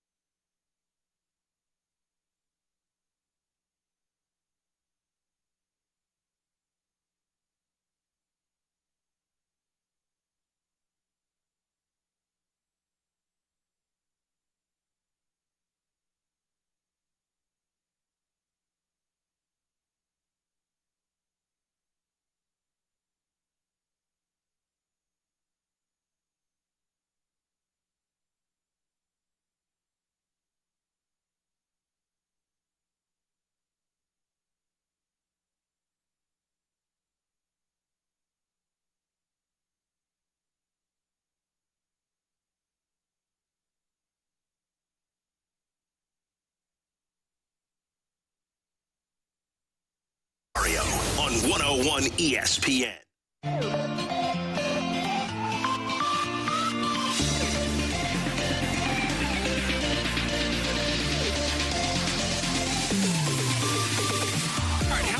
Top 100 prospects get traded at the deadline? The answer, Alex, is like almost never. Buzz Killington, ladies and gentlemen, Yeah, here to ruin your afternoon. Recent Cardinals top 100 prospects include the likes of Gordon Graceffo, Alec Burleson. I'm not talking about world beaters here. These are guys that are like back end of your top 100. Shut your mouth. Alec Burleson is a core piece of this team right now. He's a good player. I like having Alec Burleson as a part of this team. But I'd like to trade for him. You know, I don't think people, when Alec Burleson came up, were like, oh my God, the savior is here. No, that's more Jordan Walker, J.J. Weatherholt. Those are top 20 prospects in Major League Baseball. Number one prospect in your system. So Baseball America put this out yesterday, Alex, and I think it is important to recognize what the returns are likely to be at a deadline nowadays, because this has changed. Executives are approaching the deadline differently than they did 10 years ago. How many top 100 prospects do you think were traded at last year's deadline? BK game, I'll say 2. I'm going to say 0. I don't know if I remember any. 0. There was not a single top 100 prospect traded at the deadline last season. What about 2023? How many top 100 prospects do you think were traded at the deadline in 2023? 0. I'll say 1. 3. Bleep you, man. None in the top 70, though. In 2022, it was an outlier season. That was the year that we saw the Juan Soto deal. It was also the year that we saw Luis Castillo traded to the Seattle Mariners. So those were the two deals where you saw a bunch of top 50 prospects. But that was it. Nobody else traded at the deadline that year was a top 70 prospect. Some could argue the Cardinals have a Juan Soto in the closer. You think so? Mm-hmm. Some. Soto had control. In 2021, the only top 100 top 100 prospects that were traded were in the another Nationals deal for Max Scherzer and Trey Turner with the Dodgers, and then another deal for the Blue Jays. This was starting pitcher. Why am I blanking on his name? Nope. Went from the Mariners. Yep. The Barrios deal. He got a top 25 prospect in return because he had multiple years of control left. 2020, no top 100 prospects. We're back to 2019. That's the last 5 years. Among top 70-ish prospects in Major League Baseball, there's been 3 trades, including them. 1 for a controllable starter that was very good, and 2 for the Nationals when they traded generational stars. Post-COVID, teams don't like to give up young talent. At all. Things have changed. And so, Alex, as you get to the deadline and we talk through, hey, what are you going to be able to do this year at the deadline? This is why you're probably not going to see Donovan traded. This is why you're probably not going to see Lars Nootbaar traded. It's why it'll probably be limited for the Cardinals to rental relievers, maybe JoJo Romero, and that's probably the end of the list. Well, not even rental relievers, just one rental reliever this Cardinals team's operating, Ryan Helsley. I mean, there's two frames for me to look at this. Sure. I mean, look, that evidence is right there for you. It doesn't happen very often. But there's also not a lot of closers that are available this trade deadline that maybe you could create some internal bidding because teams want to win the World Series and you don't want to see a team in your own division or league go out there and get the player that makes you the better team. But that to me is like the lesser of two evils. The other one for me now is that just means Chaim Bloom should have more influence on this trade deadline. Like, if you're not going to get a top 100 prospect, then you better be damn sure you're identifying the right player that can become something. Now, it's all lottery. Like, you're all taking a chance with anybody that you acquire if they're not a top 100 player. But you got to go young with a return and hope that you have to see potential, take a risk in something that player has that you believe you can make bigger once you get closer to the major leagues. Yeah, seeing that, it just makes it so much harder to see how they're going to end up doing well on this Helsley trade or any of these trades that they end up pulling off. And that's why, it's actually, and I know no one would give him credit, but it's impressive what Mo was able to pull off in 2023. Because you look at the pieces that he acquired, none were top 100 prospects. Thomas Saggese was not a top 100 prospect. He looks like he's going to be a good baseball player. You look at Matt Swanson, who they acquired in I always forget, I think it's the Paul DeJong trade. That's correct. that's a good piece that they look like they were able to acquire in that move. Potentially Roby as well. I know he's undergoing Tommy John, so his future's kind of unknown. But again, another really nice piece added in that Jordan Montgomery trade. It just goes to show how hard it is to actually win these trade deadline deals when you are the team that is selling. Because the odds are whoever acquires Ryan Helsley is going to get more out of his 2 months than what you're going to get out of whatever you might get in return as this prospect. And that's what makes it so interesting and so hard for the Cardinals. And it's how, like, I know we all three of us in this room agree, like, hey, they shouldn't move Maton, they shouldn't move Matz. But we're just talking about, like, hey, you're not getting a top 100 prospect for Helsley. You're probably getting a, like, 7 to 10 of a team's best prospect. You go to that Maton and Matz range, it's like 15 to 17. That's how I look at it and go, I could see how Mo just convinces himself they're going to hold on to these pieces. See, I just don't see that. I'd rather get something, even if it is a lottery chance. I'd rather get something rather than just keep them here and then have them walk for nothing. And this is why I would look at another player that's been bandied about as a potential trade candidate. I don't think he will be moved, but Joe Ryan is somebody that I would pinpoint. Not because I think the Cardinals should trade for Joe Ryan or are likely to deal for Joe Ryan. I think none of that is likely to take place. Oh, okay. Joe Ryan, though, is instructive for what the Cardinals need to do at this year's trade deadline.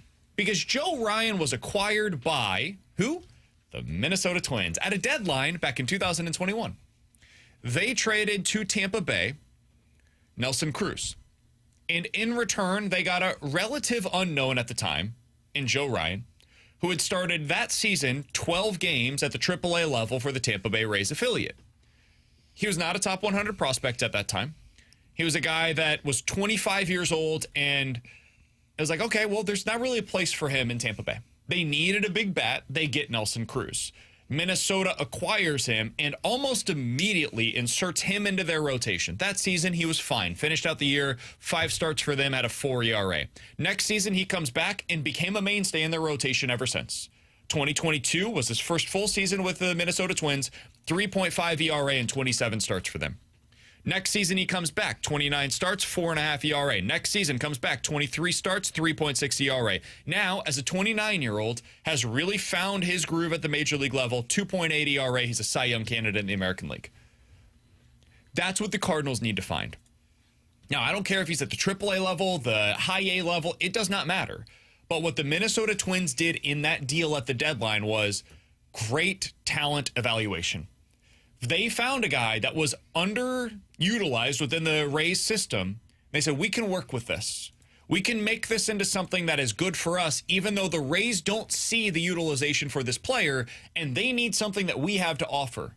The Cardinals have stuff to offer other teams. That stuff is major league helpful relievers. Go get something that can help you in return, right? You don't have a Nelson Cruz, but you've got other stuff. Like you're the equivalent of a reliever to Nelson Cruz, that's Ryan Helsley. Go get your Joe Ryan. That's what you need to be targeting. You're probably not getting a top 100 prospect, but you can get somebody that can definitely help you. Yeah, I mean, this is why the emphasis should be on Chaim Bloom having an impact at this trade deadline. And we won't know until after the deadline how much of an impact he had, but he's the one, and not taking anything away from Mo, because T-Bone's right. Like, he did identify some pretty good players at that trade deadline when they sold pieces off and found some good guys that could be impactful players moving forward. But the emphasis has to be on how do you identify talent. And the one thing that I just don't trust the Cardinals on is identifying talent and finding something in a younger player. But that's what this deadline is. If you're not getting a guy that is a certainty for Ryan Helsley, then you better know what cards you have when you're playing poker and make sure that you're better than what everyone else has on the table. I will be fascinated to see if they're willing to do the kind of move that you are describing, because everything that seems to be reported is they are more worried about the 40-man logjam already this offseason. And if they're worried about that, are they going to make a move for a Joe Ryan type? Because Joe Ryan, to your point, was in AAA and we got a cup of coffee with the Minnesota Twins in the back end of that 2021 season. Well, that's a guy that I would assume was on the Rays 40-man roster at that point, or if not, was quickly coming to where Minnesota knew whether it was that season. I think he was, because he had a certain amount of time in the minors, but I believe so. I'm not positive. But either way, the Twins knew, hey, this guy's probably going to be on our 40-man going into the offseason, or hey, this guy might even be on our 40-man here in 2021 because we want to see what he looks like.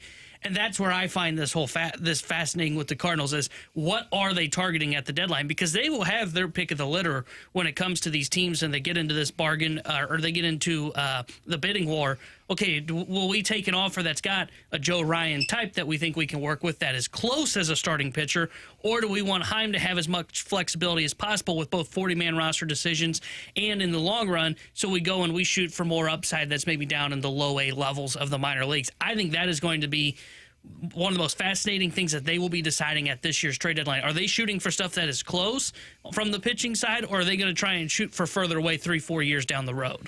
He's Tanner Hendrickson. That's Alex Ferrario. I'm Brandon Kiley. In 15 minutes, we're going to dive into the junk drawer. 314-399-9646 is the Air Comfort Service text line to get involved in the show. I do want to hear from you guys on the other side. Are players making a losing argument?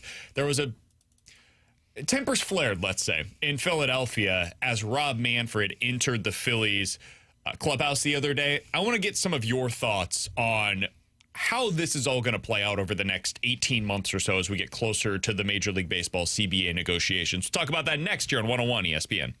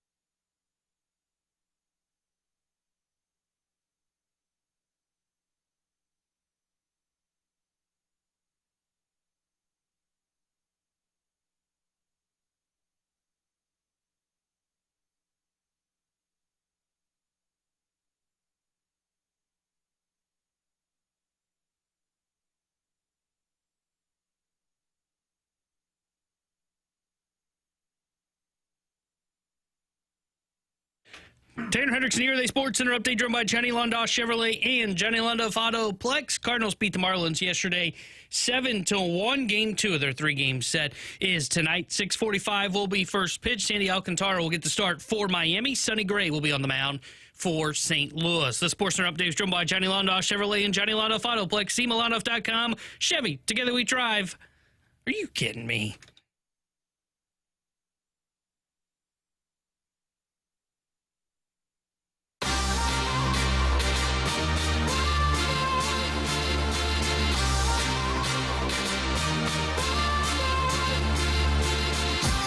You've probably seen the story by now.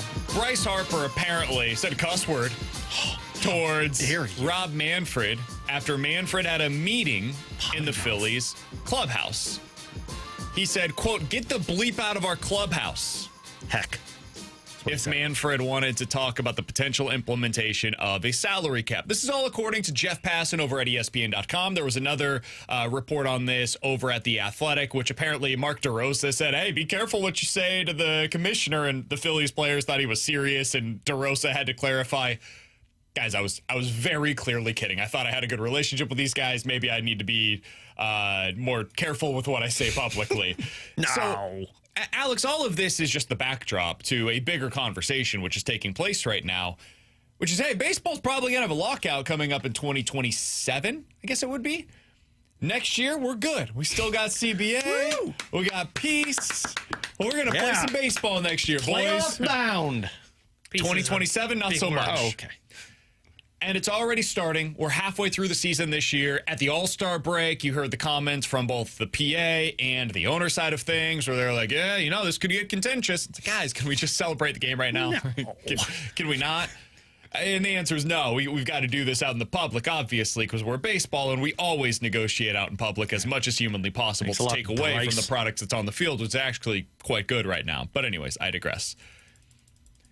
Alex, players have seemingly rallied behind Bryce Harper's point here, which is, no, we're not going to implement a salary cap, so stop asking.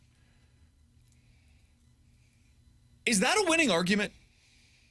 It might be during the negotiations, but I mean for the players, is it actually the right argument to make if you're in their shoes right now?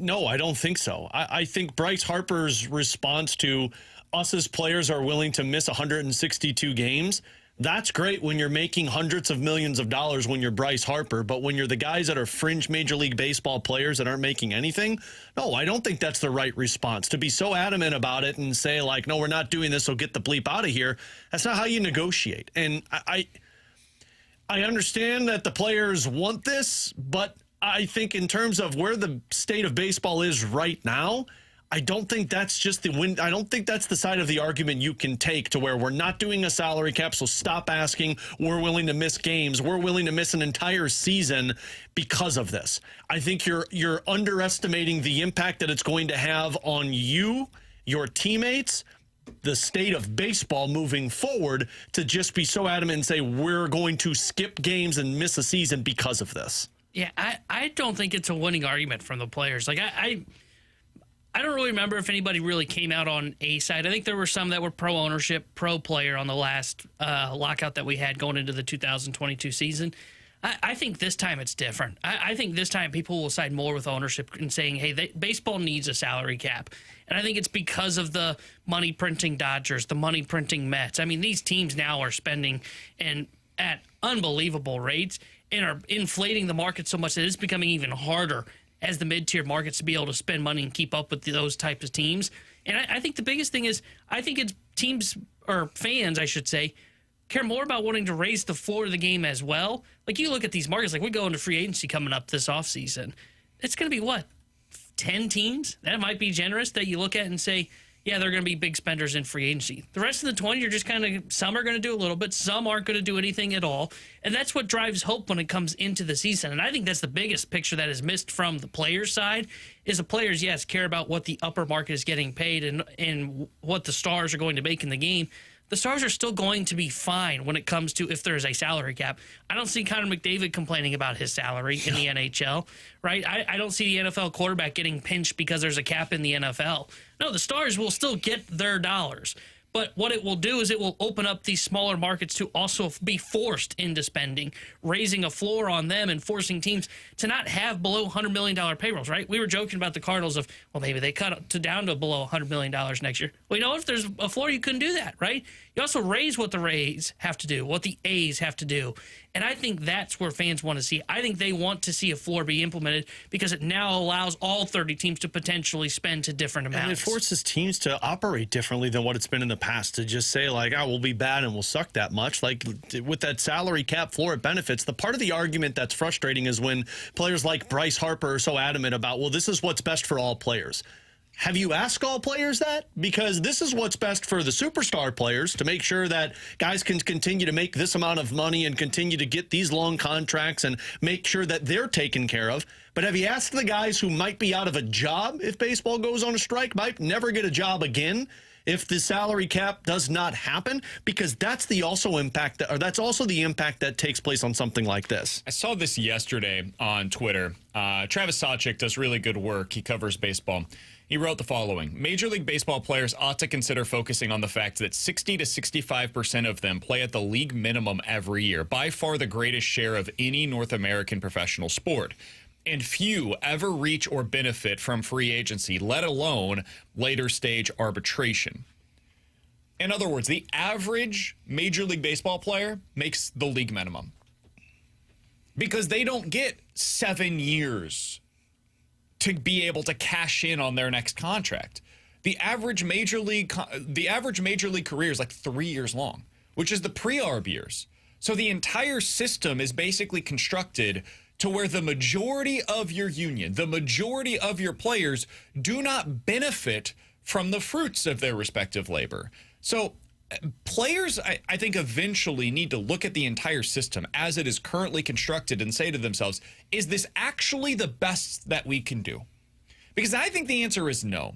I think there is a problem with the way that the game is constructed currently. I think you look at the top 10 teams this year in overall CBT thresholds, right? So the amount of money that they're truly spending. Out of the top 10 teams this year on CBT spending, one is currently out of a playoff spot, and that is Atlanta, who was expected to be a playoff team this year, but has well underperformed expectations. You look at the teams that are currently maintaining a playoff spot and just purely the payroll that they have. Toronto is 5th. Detroit is an outlier. They're 17th. Houston is 6th. New York, the Mets, is 2nd. Milwaukee, again, outlier, so that's 2. Detroit, Milwaukee, they're 23rd. LA Dodgers are 1st. The Yankees are 3rd. Seattle's 16th. Boston, 12th. Texas is right on the outside looking in. They're 7th. The Cubs, 11. Philly, 4. San Diego, 8. And then, again, on the outside looking in, Cincinnati. It's very clear. Payroll does not mean that you will win the World Series. Payroll absolutely leads to playoff likelihoods. Mm-hmm. It increases your odds significantly when you are one of these teams that can play at or near the top of the market.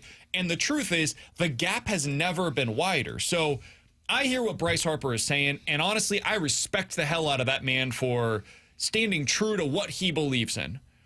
And for Bryce Harper, the system has not only been successful, but it's been highly profitable. The problem is Bryce Harper is becoming more the rarity and not the norm. And if you're these players, eventually you got to look at this and say, we've got to change something. Now, owners also got to look themselves in the mirror. Players are not alone in this, and say, we better play fair. If we actually want to change this, we want to look at baseball and say, we need to make it better for markets like Milwaukee and Pittsburgh and St. Louis. Well, then you're going to have to open those books and actually be honest about the revenues that are coming in. Ballpark Village, which every single one of you owners is trying to build right now, you're doing it for a reason. It's because it's next to a ballpark, and that is related to your baseball revenues. No, it's not a part of it. They will argue otherwise, and that's the problem. The owners and the players will not agree with what the revenues are, which means you can't get to a salary cap because you can't agree on the facts. You can't agree on the starting point. And if you can't get there, none of the rest of it matters, and you just end up talking around in circles all day. It's kind of why part of me feels like Bryce Harper just handled that poorly. Like, I understand what you're saying of like, hey, man, good job on you to sticking what you believe in, but I don't know if I would have taken the stance of somebody who is very highly regarded on the player side of this negotiation. I don't know if I would have taken it to that extreme, because it sets the tone of what this... It sets the tone of what this is going to be, and if it's going to be what Bryce Harper acted like, then there's no win in sight. I mean, Manfred did the same thing on the other side in the last negotiations. Like, this is coming no matter what. If we're being honest, back to our honesty point, let's have the moment of honesty of what Manfred's doing. Manfred didn't suddenly start going around to all 30 locker rooms as this, like, great gesture. Manfred is trying to turn the players' union against themselves. And he's smart for doing so. Yeah, by speaking to not Bryce Harper, as he learned, but by speaking to the guys on the Phillies that are making the 100%. League minimum. Because if he doesn't, guess who is? Bryce Harper. Yeah. Bryce Harper's the one that's making the argument instead of Rob Manfred making the argument. And let's, again, honesty moment here. His job is to work on behalf of the owners. That is his job. Yeah. He is not the man that is in charge of Major League Baseball. The owners run baseball. Manfred is their representation. That is the job of the commissioner, is to lead and to steward the owners. And in these negotiations, that's who he's representing. The players have somebody that represents them. So if he's able to get into these locker rooms and answer any questions that the guys may have, you know, I'm in there chumming it up. And hey, yeah, let's talk a little bit about where the game is at, what's going well, what's not. We have these conversations here at Hubbard Radio, right? Like, hey, this is where the industry is going. This is how we think we're going to be able to navigate things. Like, we hear that from our leadership here at the station. The same thing is true, I would assume, for players. They hear from their leadership, and now they're hearing from Rob Manfred. It's a smart way to go about it. It's also a Trojan horse, because he's getting in here and saying, like, look over here. Also, hey, remember, we could have a salary cap. And for out of the 26 of you in this locker room right now, that might be bad for 2 of you. For the other 24 of you in here, that could be a very good thing. And if you want to go to another team down the road, because most of you will, and you want to have a better chance of winning on that team, this would be good for that as well. It's like, it's smart for Manfred to do so. I also don't blame a guy like Bryce Harper, who's been through these negotiations before, for saying, get the bleep out of our place if that's what you're bringing in here. So I think everybody had their rights to do what they did here. But it's all leading towards what we know is coming, which is a highly contentious negotiation between the two sides. We've seen this before, where it's kind of coming to a head, and we know the good negotiations are happening. They'll be ugly, all of this. This is the worst that I have felt about a baseball negotiation since I've been following baseball as an adult. This one feels like it's going to get really ugly. This one feels nastier than what the hockey one was, and I remember how nasty that hockey one was in 2004. This one feels like games are going to be lost. Not just games. This kind of feels like seasons. I don't know if it'll be multiple. I would be skeptical if it's one, but they are trending towards. I mean, they barely got 162 in going into 2022, because this feels like the hardest that we've seen owners say, you know what, we are going to stand firm on a salary cap. And it's the hardest we've seen players say, hey, we're not doing a salary cap. And if you get to that point and either side budges, now you're stuck. Now, from Manfred's point of what he's doing in the locker room, which we're just talking about, he's also doing it when it feels like the MLBPA is kind of at its lowest. You know, Tony Clark and the MLBPA are kind of cooperating with the FBI under some kind of investigation. It's not really known publicly, but they're cooperating. Tony Clark's hired his own legal counsel for an investigation. By the way, this comes a year after Jack Flaherty tried to run a coup in the MLBPA and get Tony Clark out. MLBPA is not in a good position going into the negotiations for what is going to be ugly. We did get this from Rambo. Said, hey, guys, what would the consequences be if you talked to your boss the way that Harper did? Why do these spoiled, entitled pro athletes think that they can dictate their bosses? This is not the real world. He's not his boss. Rob Manfred is not his boss. Rob Manfred is a guy that reports to the owners. Bryce Harper's boss is the owner of the Phillies. So his boss is the GM of the Phillies. And honestly, not even necessarily the GM of the Phillies. Like, Bryce Harper has more sway within the Phillies organization than Dave Dombrowski does. Yeah. Bryce Harper makes $30 million a year. I think Harper's actually kind of his own boss. Yeah. Like, he's got his contract, but Phillies ain't getting rid of that contract. The owner's his only boss, He's guaranteed to make his $330 million. The moment that he signed the dotted line, he got it. It's done. It's over. Yeah. This is not a partially guaranteed deal the way that it is in football, the way that it is for some basketball contracts. Bryce Harper, you said it, he's kind of his own boss. Yeah. He can talk to people however the hell he wants to. The only guy that is his boss, it depends on how strong the boss is willing to be as the owner, because look at the Red Sox. Look what happened with Rafi Devers. Devers said, I'm not playing first base. Cora tried talking to him. He said, yeah, whatever. I'm my boss. GM went and talked to him. He said, Craig, really? I'm the boss. And then the owner said, hey, play first base. He said, no. And the owner said, get him the hell out of town. And that's exactly what happened. That is the only guy that would be the boss of a player. But in the scenario of Bryce Harper, he's got a full no-trade clause. So yeah, that was go a ahead little and harder. get me out of town. Yeah, that was a little harder. I dare you. Good luck. And he gets to decide where he goes or if he wants to go in that scenario as well. Was it something that I would do? No, but I avoid confrontation more than that. I wouldn't have the cojones to say that in that kind of BK would have been Cassius. Rob, I have more questions. Yeah, 100%. No, BK would have been the guy that peeks his head and he's like, oh, I'm out. Yeah, so that would not be the way that I handle that situation. But me and Bryce Harper obviously have quite different sensibilities, and I respect the hell out of a guy that's willing to speak his mind. So I thought everybody handled it pretty well there. It also, again, is just symbolic of where things are headed over the next couple of years. Do you guys think this is going to influence the Cardinals at all in the next couple of years? I think it's already influencing the Cardinals. Okay, I was just curious. To wits who have made it very publicly known that you not being in the seats are part of the reason why they're not spending money, and they're financially motivated to move contracts out with a pending lockout looming. Okay. Yeah. I think the financially motivated is 2027 for the DeWitts. He's Alex, that's T-Bone, I'm BK. Junk Drawer is next.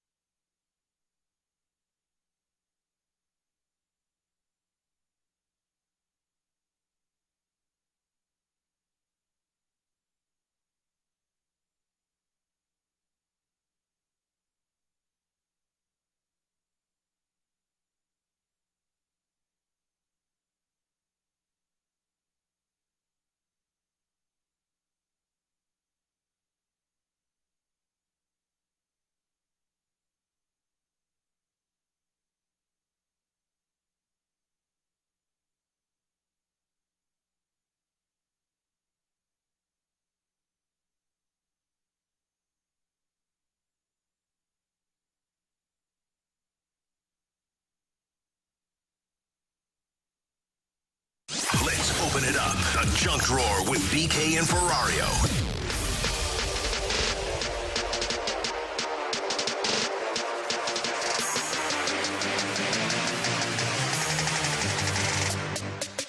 No spoilers, but I want to talk about one of the biggest pop culture events taking place right now, which is Happy Gilmore 2. T-Bone, have you seen it yet? I have not. I intend to see it, though. Probably this weekend will be my goal. Alex, you said you watched it. I watched it last night. I made it a point after the Cardinals game. Did you like it? I really did. I loved it. I ended it. First of all, I was laughing pretty much the entire time, which might say something about my immature joke Humor. Yeah. Because my wife walked out a couple times and she's like, "What are you laughing at?" And she watched it and then just walked into the other room. But I for somebody who refuses to watch sequels of movies that don't deserve sequels, like there's some that I just refuse to watch.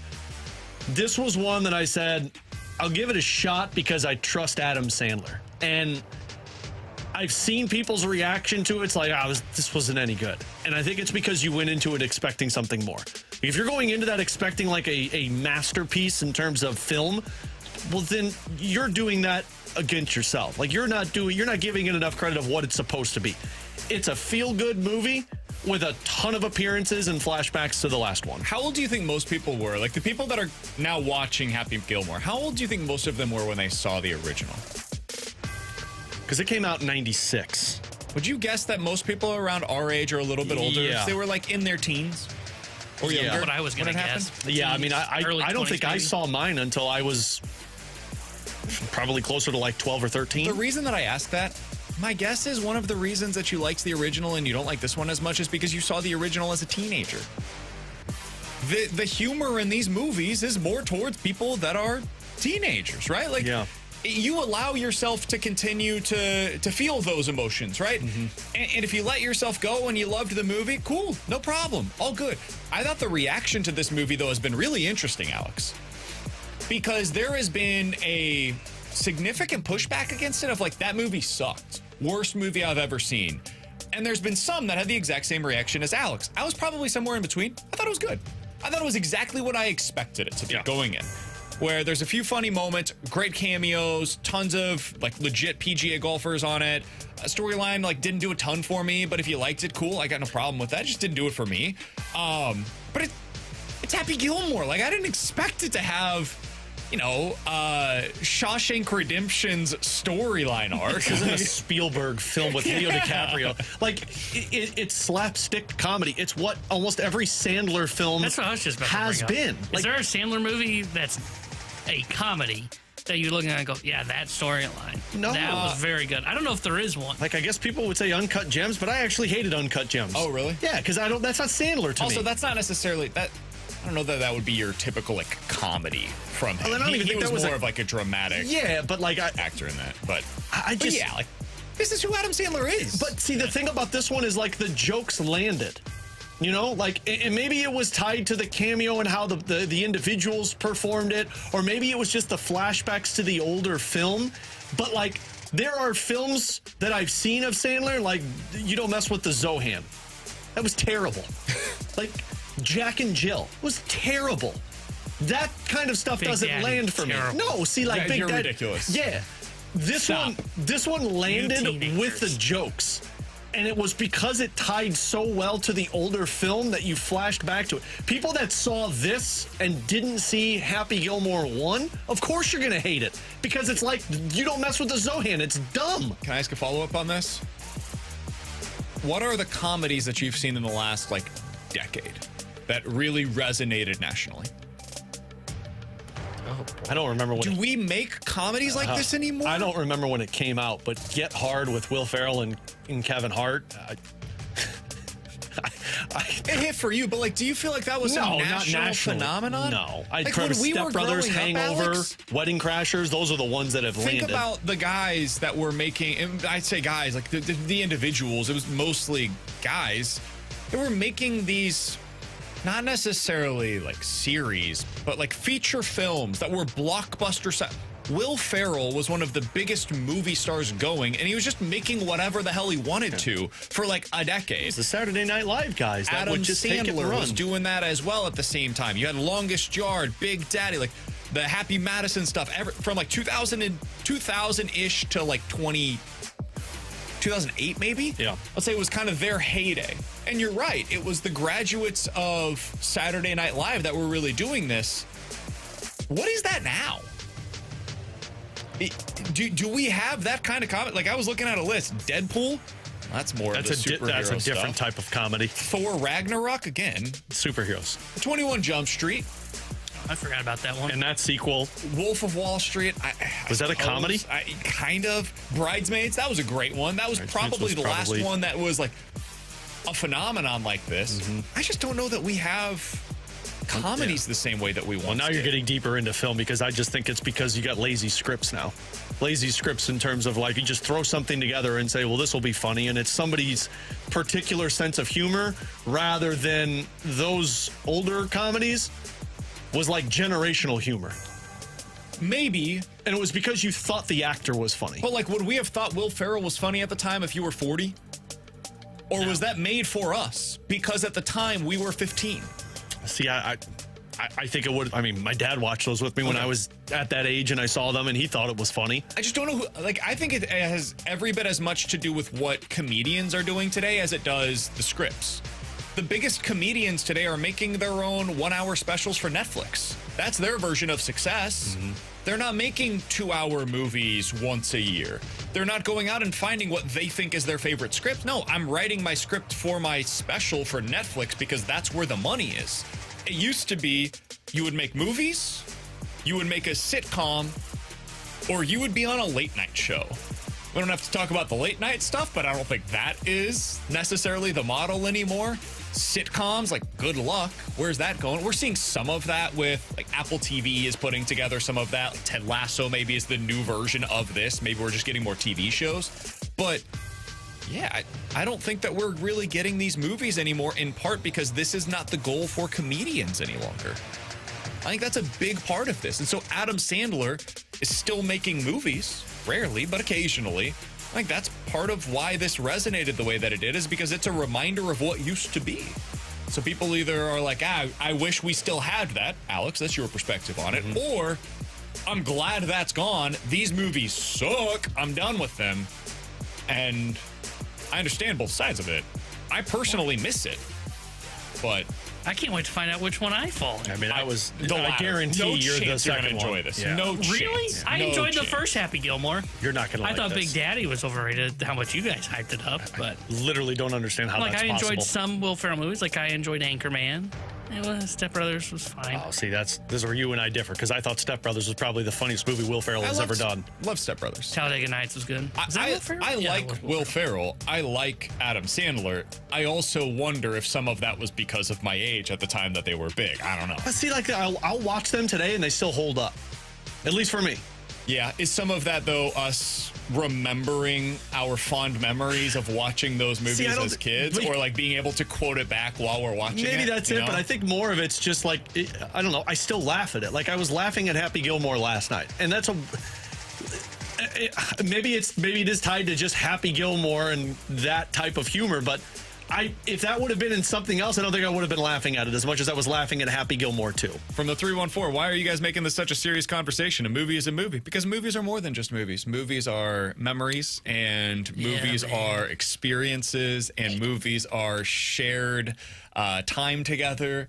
And I think movies are really important for culture. Did the Naked Gun movie come out already? No, I don't think so. Did it? Somebody said they saw the Naked Gun movie last night. Oh, it comes out this weekend. That's another one that it's probably like gonna hit back on what the original one is, but you're remaking it. Sorry, that one I'll watch. I enjoyed it. Did you watch the originals? Yeah, I mean it's been years, but I'll have to rewatch it and then. So good. I enjoyed BK's little speech. That should go on like the front of the movies when they have Nicole Kidman. That should be you. Yeah. Seth Rogen, Jonah Hill. Yeah, those were all like 2000s, guys. Yeah, super bad. That was also our childhood. That was like the same time as Sandler and Will Ferrell. Yeah, super Those guys bad. were big. Because that one came out, 2000? I was in high school when that happened. Yeah, 2007? Yeah, 2007. It's been a long time since we've seen these kinds of movies made. They just don't come out that often anymore. All right, coming up next, where do we stand with Masyn Winn? We'll talk about it here on BK and Ferrario.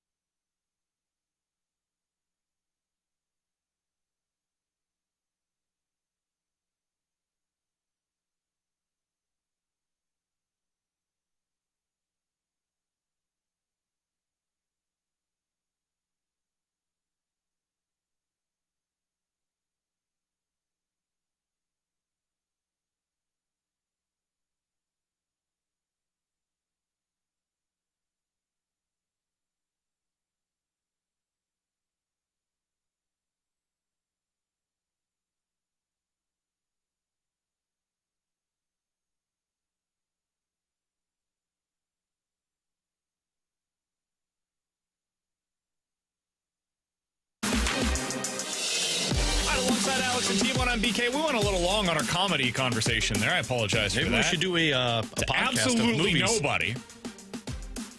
What does that mean? Hey, we could go on with Jackson. We could talk about. I'm a little disappointed in him. He didn't invite us when we put the invitation out there that we were big into movies. Movie Boy, new podcast for 101 ESPN. He hasn't invited us. Alex and I will be on very soon. No, we'll we be won't. promoting Dad Pod while we're on it. Well, that's not going to happen because of you. Apparently, you should start up a new podcast here. Apparently, we need to do a movie We did it with podcast. the Redbird Report. Should we make a competitive Last Minute Blues Should we podcast? make a competitive podcast to Jackson's movies and call ourselves Movie Boys? The Movie Men. The Movie Men. Oh, there you go, Movie Men. All right. Who will win out? We're doing Movie Men. Masyn Winn is on the field for the Cardinals this season. That was a terrible joke. That was awful. Jesus. I don't even want to do this segment now. That was so bad. I thought Coming up Min next. and Win would rhyme. Maybe we'd have a little something there. Min and Win? Yeah, right. Men and Win rhymes, Yeah, not men men and and win win. don't. You have a good point there. Kalamazoo education on display.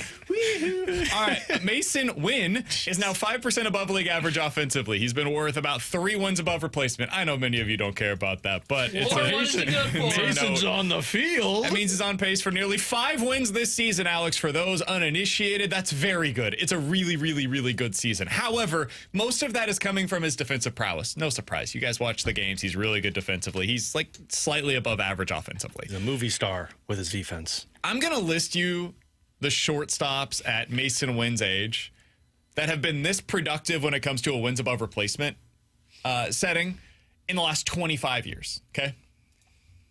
Masyn Winn's age or younger, this productive from a wins above replacement standpoint, the last 25 years. Gunnar Henderson, Is that your brother? I wish. Gunnar and Tanner, they rhyme. Tatis, Ellie, Bobby Witt, Francisco Lindor. He did this in 2 different seasons. Machado, Jose Reyes, Seager, Tulo, Hanley Ramirez. God, I loved Hanley. And Corey Seager. End of list. 11 guys in the last 25 years at this position, his age or younger, that have been this productive.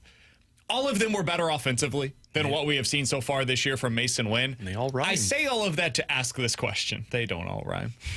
It's like saying win And men. and min. I guess you pronounced men wrong. Anyway, move on. Where do we stand with Masyn Winn right now? Because he was awesome last night, and he's so much fun to watch, and he's got great energy, and he's playing right now with a bum knee, apparently, and he's still doing all of this. Where do we stand with him, Alex? I mean, to me, he's a awesome player that you want on your team. But of the list of guys you just mentioned, he's not one of those players. And I think it's just because of the offensive upside with them. Like Masyn Winn is a guy that last season we saw him hit 15 home runs. I think that's probably the best you're going to get. But you know what you're also going to get? You're going to get elite defense, you're going to get really good base running, and you're going to get timely hits. I think Masyn Winn is the person or a player that you need on your team if you want to win a World Series, but he's not the guy to win you a World Series. And I don't think that's the problem. That's not bad for the Cardinals to have a guy like this, but you're still looking for more with a guy like Masyn Winn. And that's where I think this falls down to where Masyn Winn's at. I think that's a player that you go to the ballpark for. You go to see the elite defense. You go to see. Do you? I think so. But I don't think you go to the ballpark just for Masyn Winn. How many players are you going to the ballpark to see their defense? I wouldn't name a player. I mean, Nolan Arenado was that when they acquired him. Nolan Arenado, I went to watch his bat. I mean, that was a 30-homer, 100 RBI guy, not his defense. I mean, his defense was highlight reel stuff. If he could though. play Ozuna defense in the outfield, I would have. I'm talking against myself. You know how much I love watching guys play defense. No, I know. Well, I mean, I do too, though. Mostly center field for me. I love guys. And mine's Go third out there baseman. and Scott track down Rowland was that that ball. guy for the longest time. Edgar Renteria was that guy. I mean, some of these guys just were. But were you going to the ballpark to see them? No, or were I was they going there for and you were Albert. going for Albert? I was going for Albert. That's what I'm saying with Masyn Winn. I'll go to see that, but you got to have something else Okay. for me to actually want to go to the ballpark. That's where I'm at. Masyn Winn, to me, like I saw a report the other day that the Dodgers, the Yankees, and the Mets are all interested in acquiring Harrison Bader at this year's deadline. Like, I know people are going to do the, oh, look, BK's doing his Bader thing again. No, like those teams clearly value what Bader brings to the table. 2 of them have already had him on the team. And they're like, you know what we need? More of that. And they're legit World Series contenders, these teams that I'm talking about. And the reason I bring them up in relation to Masyn Winn is because what does he bring to the table? Average bat, plus defense in center field, right? That's why you acquire him if you're one of those teams that I just mentioned. Masyn Winn should be the type of player that's a really nice piece to have. That's like 6th or 7th for you. Just a gold glove caliber defender, even if he doesn't win it every season. Above average offensively, even if he's never going to be a 300 hitter or hit 30 bombs for you. Just a really good player. He's miscast as your star. And I don't say that as disrespect to Masyn Winn. I love the guy. I think he's an awesome baseball player. But he shouldn't be the superstar on your team. He shouldn't be viewed as the number 1 player. We shouldn't have texts coming in that are like, that guy is a complete and total, no doubt about it, untouchable because he is your franchise piece that you are building around. No, That should be Aaron Judge. That should be Shohei Ohtani. That should be Mookie Betts or Albert Pujols or Juan Soto, Francisco Lindor. These are the guys that you build your pillars around, that you build statues of down the road. That's what the Cardinals are missing. So would I keep Masyn Winn? Yeah, absolutely. But the hard part for the Cardinals is I've got to find that guy. I've got to find the guy that I'm building a statue of. And you're probably not building a statue of Masyn Winn. I think you have a lot of Robins on your team. You need a Batman. I mean, you need somebody that you look to and say, that guy could win us the game right now. And unfortunately for Masyn Winn, he's not that. But that doesn't mean he's not a great player. That's the player that you want on your team. The text line brought this up. You got a lot of defense-first guys on your roster. And at some point, you got to go get that star who's the 30-plus home run, 100 RBI guy so that Masyn Winn can go out there and still be elite for you. And you look at it and you're like, damn, that's a great player to have on this roster. Somebody on the text line said, so Ozzie Smith wasn't a star? Ozzie was a star, and he is beloved in this market because of two things. One, he was special defensively, like one of the best defenders we've ever seen, regardless of position. And two, he was on some excellent teams. Yeah. Like, it wasn't just Ozzie out there. If Ozzie Smith was playing today for the modern-day Cardinals, and he did the exact same thing as he did in his career, he would be highly thought of. People would look at him as, like, Andrelton Simmons plus, right? And I, again, do not mean this to disrespect Ozzie Smith, but part of the legacy of Ozzie was what he did in October. It was the fact that he was doing this for one of the best eras of Cardinals baseball that we've ever seen. And when you are a part of those teams and you are as good as Ozzie was and you come up in the big moments the way that Ozzie did, well, yeah, you get remembered as a future Hall of Famer. Like, that's where those legacies are built in this town. That's why David Freese is remembered the way that he is. It's why David Eckstein can come back as often as he does, and he's not just remembered, but he's recognized by everybody, and people are taking pictures with him. In most markets, people that had the career of David Eckstein are not remembered that way because they didn't have the moments that he did here in October. So, yes, Ozzie is a star, but I think that's actually a great example of what I'm talking about here. Ozzie is a star both because of his own merits. He was great. I'm not diminishing anything, I promise you, of what Ozzie Smith did, but also because of the situation that he was in, where they constructed a roster around him, where he was not asked to be the best hitter on the team every single season of his major league career. Can you say that was a little Yadi or Molina too? Yeah, Yadi had higher upside in terms of the bat by the 2010s, like 2012 to 16 or so. He was actually a really good hitter. But yes, definitely. Early on in his career, he was that. The first 10 years of it was Yadi defense first. I brought this up when we were talking about, like, Pages, if he's a part of the core for the Cardinals. And if you took Pages and put him on the Molina spot of those 04 or 06 teams, nobody talks about a defensive-minded catcher when you have Albert Pujols, Scott Rowland, and Jim Edmonds. Right? The Cardinals don't have that, so what happens when the team struggles offensively? You point at the guy that has like a 200 batting average and a 510 OPS and go, that catcher, we need an offensive-minded catcher, and we have one in Ivan Herrera, or people will label him a catcher. So, yeah, I think Molina definitely falls into this category, and I agree. I think Winn falls into it. Like, Wynn's not a two-hole hitter, and I see people, I got tagged on something on Twitter yesterday saying, well, our best hitter's not hitting in the two-hole. Well, that's not Masyn Winn.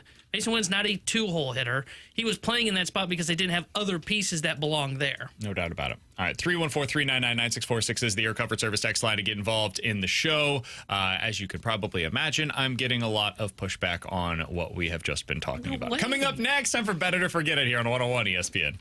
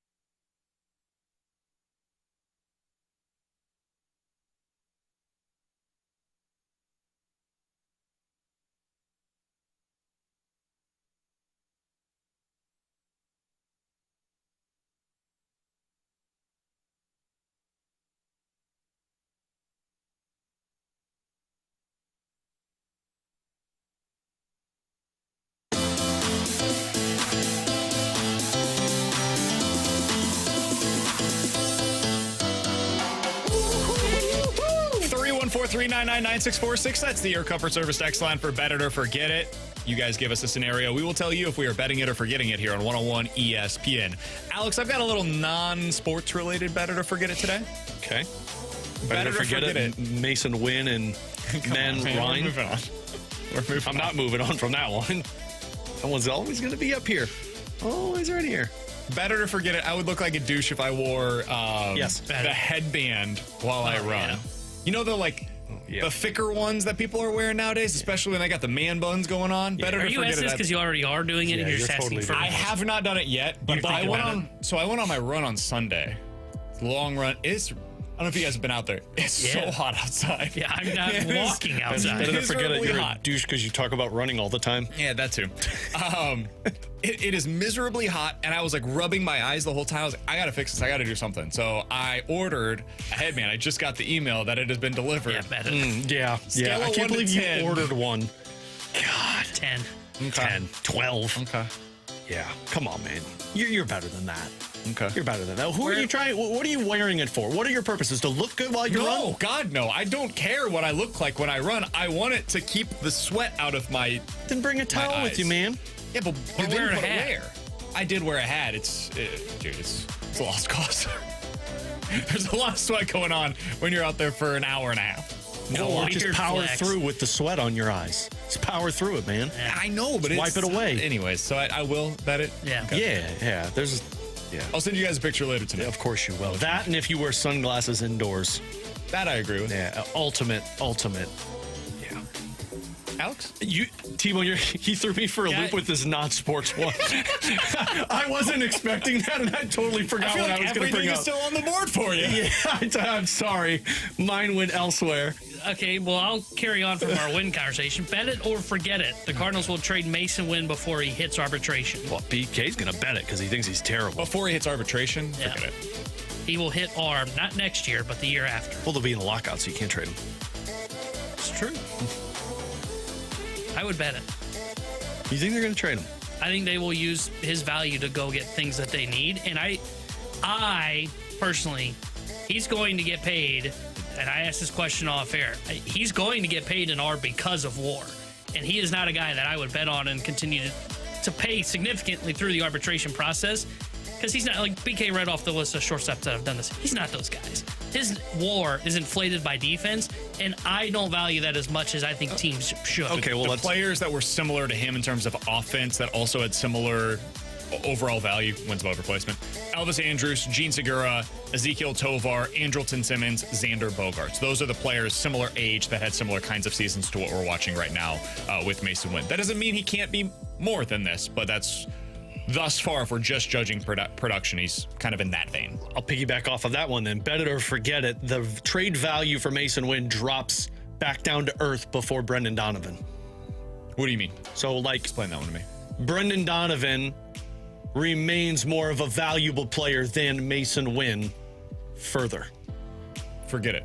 Masyn Winn will be valuable longer for the Cardinals as a trade asset than Brendan Donovan for two reasons. One, age. Two, contract status. So then in that sense, I'd trade Brendan Donovan first. Sure. If he's going to drop, that was my whole mindset. It's like if Masyn Winn's going to be valuable trade-wise, the one you have to make the more urgent move on and more urgent decision on is Brendan Donovan. Yeah, because I don't think you have to do it at the deadline, but this offseason you have to kind of make your decision. Yeah, because I've got the value of Masyn Winn moving forward, and if it still doesn't pan out to what I need, if I can't find that star, then I can still make that move. Brendan Donovan's the one that's like, hey, man, you might need to pounce now, because if he falls back down to earth in next year or in 2 years, well, now you don't have that asset anymore that actually could gain you something valuable. Somebody on the YouTube chat, Lil Beehole, said... He can't do that because he smirks when he says it. The TMA names, man, I know. Yeah. It's rough. You can't have that as a name. They brought up Dansby Swanson as the comparison for Masyn Winn in terms of what he could be paid, the value. That's actually a pretty good one, man. It's not all that dissimilar. I think Wynn's a little better. Yeah, Masyn Winn's better defensively. I think Wynn's just better overall. I think he's a little better of a hitter. I also think, he's a little better defensively as well. Yeah, I disagree with that one. I don't think he's Dansby Swanson. And I wouldn't pay Swanson. Right? Like, I think we all agree that was a bad contract. Swanson got $25 million a year, really, I think is what that YouTuber was getting at. What's the YouTuber's name? You're going to have to pay significant money if you're going to keep. I don't think Masyn Winn's a $25 million player, though. Oh, he will if he gets in the market. He's the market will Because, I dictate mean, that. Winn, talking about Winn. He's 2% above league average this year. Swanson's 4% above league average. And if you say Winn is better and his WAR is higher than Swanson's right now, Yeah, but Dansby they'll get Swanson that money. hit 27 home runs, 25 home runs before he became a free agent. Sure, but like I don't think Winn's Masyn Winn's ever 5 gonna do WAR, that. 5 WAR. Masyn Winn could get his first 5 WAR season this year because that's what he's on pace for. At the age of, how old's Winn? 23.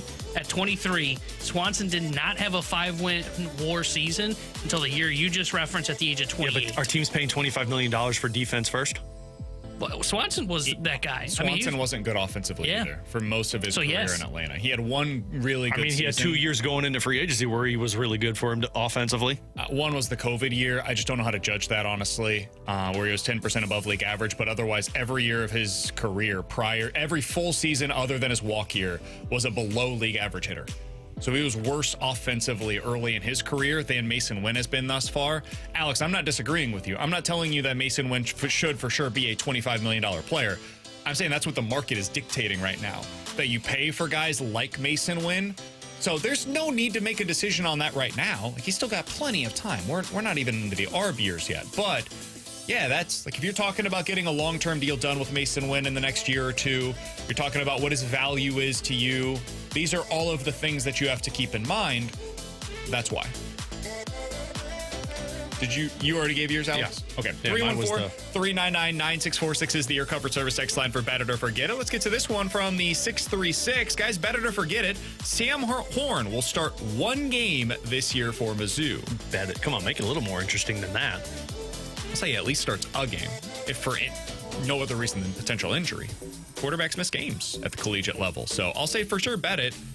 Will he start more than a game for Mizzou this year? I'd say bet it. You think so? I say he gets 3. I'll bet. I mean, the way things are coming out of camp right now for Mizzou, I wouldn't be shocked if he ends up winning the job and starts 12 for all they're talking about. So I would bet he's the starter for their first game against whoever the FCS opponent is they play. Central Arkansas. Oh. You guys got Western Illinois. That's a tough one. Yeah. But I bet he starts that game, and then if he outperforms Fabiola, I can see where he ends up being the starter long term. Better to forget it from the 309. The Minnesota Vikings will win the NFC North this year. Score. Isn't it Skull? Forget it.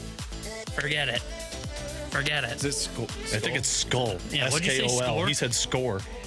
Man, what a day for you. Oh, Score. SKOR. No, I think that's the I radio think it's why they're station hashtag letters. SKOL. Yeah, I think the radio station letters might be SKOL. Boy, did I screw that one up. That was embarrassing for everybody. Forget it. Between the rhyme and that one, you're having a rough day today. Yeah, I'm forget somehow having a better show than yesterday and also still a terrible show. We're going to get this back on the board. Score. That's what you yell at Blues games, man. Better forget it. That's shoot. Better to forget it. Jordan Kyrou has his best season offensively this year. I'll bet it. Because we saw him Going off of goals or points? both. Whatever. Because I Gotta have a little bit more interest in. I'll say bet it because him and Holloway really figured things out under Jim Montgomery, and then his offense kind of tailed off at the end when Holloway was hurt. So I'll say there's not the growing pains of Holloway at the beginning of the year because of Bannister and on a new team. And with that being said, I think those guys stay on the line together to where I could see where you see a career year from Kyrou. So I'll say bet it. I'll say forget it. I think he's going to be probably right around 35 goals and 70 points. But I think the plus-minus is going to be much better like it was last year, and I think he's going to have an emphasis on the defensive side. So I'll say forget it. Bet it. He's going to score 35 to 40 goals this season and have 80-plus points this season. 314-399-9646 is the Your Comfort Service text line for bet it or forget it. He's going to score a lot. Better to forget it. The Dallas Cowboys will win the NFC East. What? Forget it. That's a terrible one. There's a team Forget it. called the Eagles in that division. There was a Cowboys fan that texted that one in. There's two teams in that division that are better than them. Yeah, and Washington and Philly. Dallas will be lucky to make a wild card spot. I do think they've got a chance for that. I think Dallas is pretty talented. What, the wild card or the division? The wild card. Okay, I think agree with Dallas that. is- No, I do not think that they will win the NFC East. I still consider the Eagles. I'm giving the Eagles the credit that I think the Chiefs have deserved in previous seasons. Dude, the Eagles are the best until proven otherwise. I don't think Dallas makes the playoffs. I think they got a lot of soap operas that are taking place on their team, and one injury on the defensive side means that team is average. So I don't think they make the playoffs. 314-399-9646 is the Air Comfort Service text line to get involved in the show. It sure sounds like this is going to be better. This is not going to be better in the winter for the St. Louis Cardinals. Do you want me to tease this one, man? Go ahead. Okay. It sure sounds like things are going to get worse before they get better for the Cardinals. We'll explain why next on 101 ESPN. Thank you.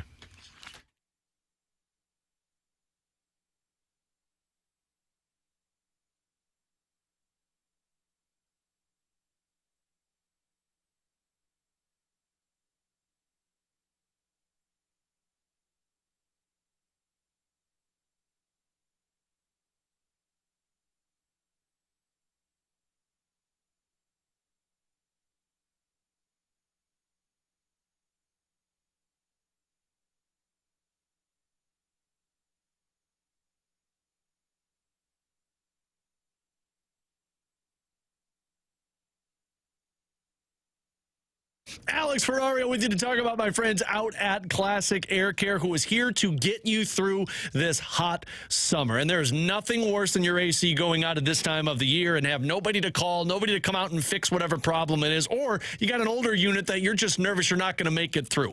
This is where Classic Air Care comes into play. I've been using them since 2016. My family has been using them for the last 30 years. They've been making people comfortable since 1926. They've got technicians who have over 20 years of experience in this business. They run 7 days a week, have after-hour calls for you. And on top of all of this, I urge people to look at the maintenance agreement, because what it does is when issues pop up, if you're a part of that maintenance agreement, then you get priority scheduling to get you out first thing available to Classic Air Care. So schedule that today if you're looking for a new HVAC system. They've got financing options for you, and make sure you use the customer service that they provide, because it is second to none out there with Classic Air Care. Give them a call today, or you could schedule your appointment online. Just do me a favor and tell them Alex Ferrario sent you. That's Classic Air Care and ClassicAirCare.com.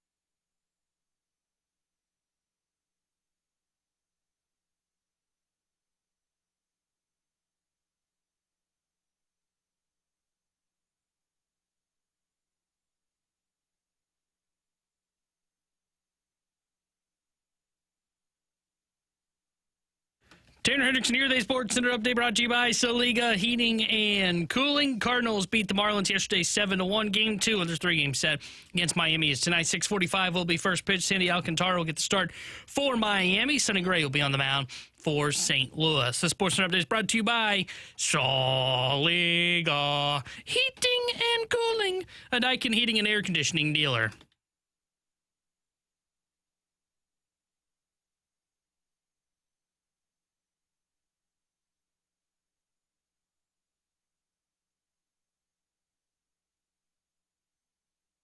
Alongside Alex and T-Bone, I'm BK. Somebody on the text line brought up a good point. Brendan Donovan wears a headband. Yeah, okay. You guys calling him out too? Nope, because he's a Major League Baseball player and has incredible hair. Okay. Well, when you put it like that, suddenly it's all becoming clear for Flow's me. real. Yeah. Here's from Derek Gould's chat. I'm going to read this for you. As for the future, as one person with knowledge of the Cardinals' plans in the coming winter said, and I'll paraphrase him, quote, "Don't look for a particularly active winter of shopping for the team." He also said the following Somebody when it let came Heim out. He also said the following when asked about the possibility of the Cardinals attempting to trade Sonny Gray. Now, it has been reported since. This was, I think, John Denton who said, hey, Sonny Gray doesn't want to go anywhere. But this is from Derek Gould's chat over in the St. Louis Post-Dispatch website as well. Quote, "I don't believe the injuries are a factor or a driving consideration. Money is. If the Cardinals have a chance to shed salary, they'll look to do that ahead of any other concerns. I'm just being as blunt as I can be. That would be the driver for looking for a trade for Gray. Clear the salary, clear the roster, give Chaim Bloom more flexibility and less budget spent," end quote.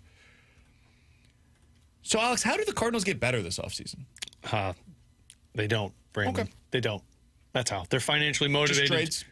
Yeah, I mean, just trades from current Major League Baseball players, but those guys are probably going to be traded for AAA level prospects that you don't know what they are. So I don't know if you can take that and say that they got better next season. Maybe 2 seasons from now, not next season. There is no way that they get better next year other than internal improvement. Weatherholt's an everyday player for this roster. Liam Doyle makes the team at some point and comes up and is the stud that you think he is. And then you make some types of trades to bring in guys who you don't know much about but might come up and become stars for you. But again, that's not for next year. That's like 2-3 years from now. It's pretty obvious they are clearing the books right now to get players out, which part of me tinfoiling now is this is about the lockout more than anything. I think they were probably heading towards this with or without the lockout. And maybe the lockout plays a part of it. But I think they're going to use hey, nobody was here in attendance, so we're not going to be spending money, so we need to cut money. So I think it's just been this kind of self-fulfilling prophecy that they've been creating themselves. But maybe the lockout does have some play into that. I know it's affecting some free agent decisions for teams when they look ahead. But I don't know how they get better. I think it probably does come from within. It comes within internal improvement. Does Masyn Winn, if he's here, take the next step offensively? Does Jordan Walker, is what we're seeing now that we've talked about, is this real? Is he going to make significant changes and get back to the player he was in year one? Because that's the case. Now you're looking at a pretty solid outfield of Ivan Herrera, if he's the one that's out there in left field, Jordan Walker in right, and Victor Scott snagging in center. And then Alec Burleson is your DH, first baseman / outfielder, kind of roaming around. Offensively, it wouldn't be that bad if Walker can get back to who he was. Pitching is where, I have no idea what the answer is for them internally. I guess, maybe It feels like a multi-year plan with the pitching. I think so. That's kind of the sense that I've gotten from it. Maybe they decide, hey, how do we improve? Well, it is part of this logjam. We trade away some of those pieces, and we get pitchers, whether that help the big league club or help us in years to come. Maybe you trade Brendan Donovan for a guy that's at AA and comes up with Liam Doyle as he starts to go through the system. So, that's what I think. I Hate Paper Straw says, guys, this isn't news. Clearing the payroll has been the objective ever since Bloom joined the organization. Maybe. It has not necessarily been my impression. I mean, to the point that John Mozeliak has stated publicly, I think on our show, hey, it's really hard to find and acquire stars. They come in different shapes and forms, but eventually, if you don't have one, you got to go out there and supplement your team by getting what is necessary. And he mentioned, we had asked previously, Alex, I think we asked him this when he came on most recently, a few weeks ago now. Hey, payroll obviously down this year. What is the plan moving forward? And he said, I haven't had conversations about that, but eventually the hope would be that it gets back to where it was. If that's not the plan any longer, That is very much news. Well, It's news that as fans, you deserve to hear, too. Yeah, and I don't think they're getting back to that now because they don't have what they lack, which is a superstar. And maybe that's the motivation from this offseason of don't expect a lot of shopping because let's be frank, this Cardinals team is in no position to go out shopping in free agency. What they need to be doing is finding active trades and get creative with some of their moves. They're in the creative portion of this rebuild to where, hey, we still lack the superstar talent that we need to develop. We're not expected to be drafting in the top 5 anytime soon again. We've got Weatherholt, we've got Doyle. It's time to go out there and find that bat. And maybe we have to get overly aggressive and creative with moves internally. I don't expect this team to be in a shopping mindset yet because they've done nothing to prove that they can go to free agency and start shopping. Maybe not.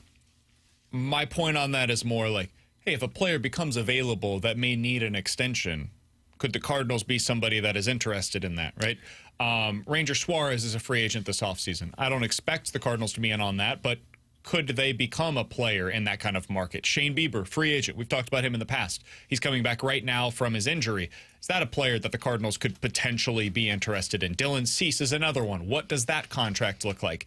If the answer is no to all of these, okay. I'm not saying you have to go out and acquire one of these players, but it just limits how you're able to get better. It limits, this is one way to bring in talent from the outside. Another way is the international free agent market. Another way is the draft. Another way is trades. If you're saying one of those we're not interested in for a 2-year cycle, man, I do think it's noteworthy, and it makes it that much more difficult for you to accomplish the goals that you've set out for yourself. So it doesn't sound like that's likely this winter. We've still got a lot of time before we get there, but I did find that note from Derek Gould to be no pun intended, noteworthy and interesting. So I wanted to pass it along. We'll hit the rewind next here on 101 ESPN.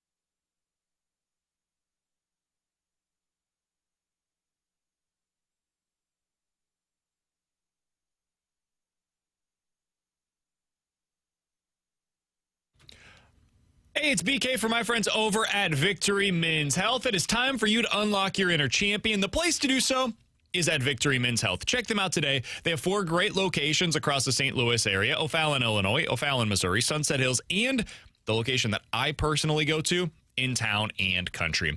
When you go over there, you're going to be able to find their state-of-the-art locations. You walk through the door, and it almost feels like you're at home. It's a beautiful location. You're sitting on like these leather couches. You go to the back. You see where their vitamin infusion area is. They've got their red light therapy programs. They've got cardiovascular testing. That's just some of the many things that they have to offer at Victory Men's Health. Unlocking your inner champion means different things for different people. Maybe for you, that's erectile dysfunction issues that you're dealing with. It's weight loss goals that you're trying to meet. It's getting your testosterone levels checked to find out where you're at in that healthy range for adult men. If you're on the lower end, they can help boost you back up to the top. It's all available for you at Victory Men's Health and online today at victorymenshealth.com.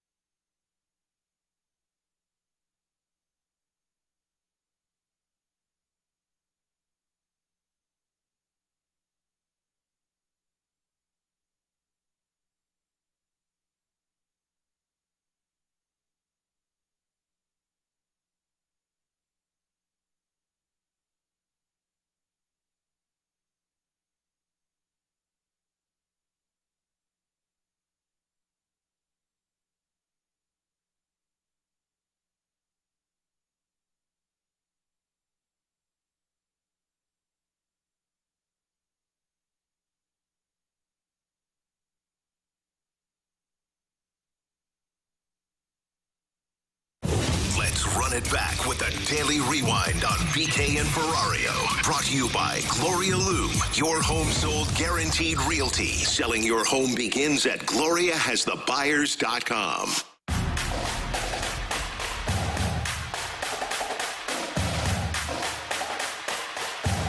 Alongside Alex and T1 on BK. If you guys missed anything from today's show, be sure to check it out on the podcast page, 101ESPN.com, and the free 101 ESPN app is where you go to find it. That is all sponsored by Schaefer Door Company. Scale of 1 to 10, I'd give today's show for the two of you 7.5. I feel like it's been a good one for the two of you. I feel like T-Bone and I had like an 8 day. I think we were around the 8 range. You think so? Yeah.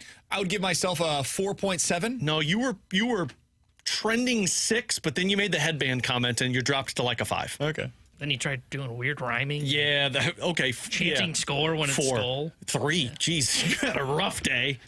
Can't say words. All within an hour, by the way. Yeah.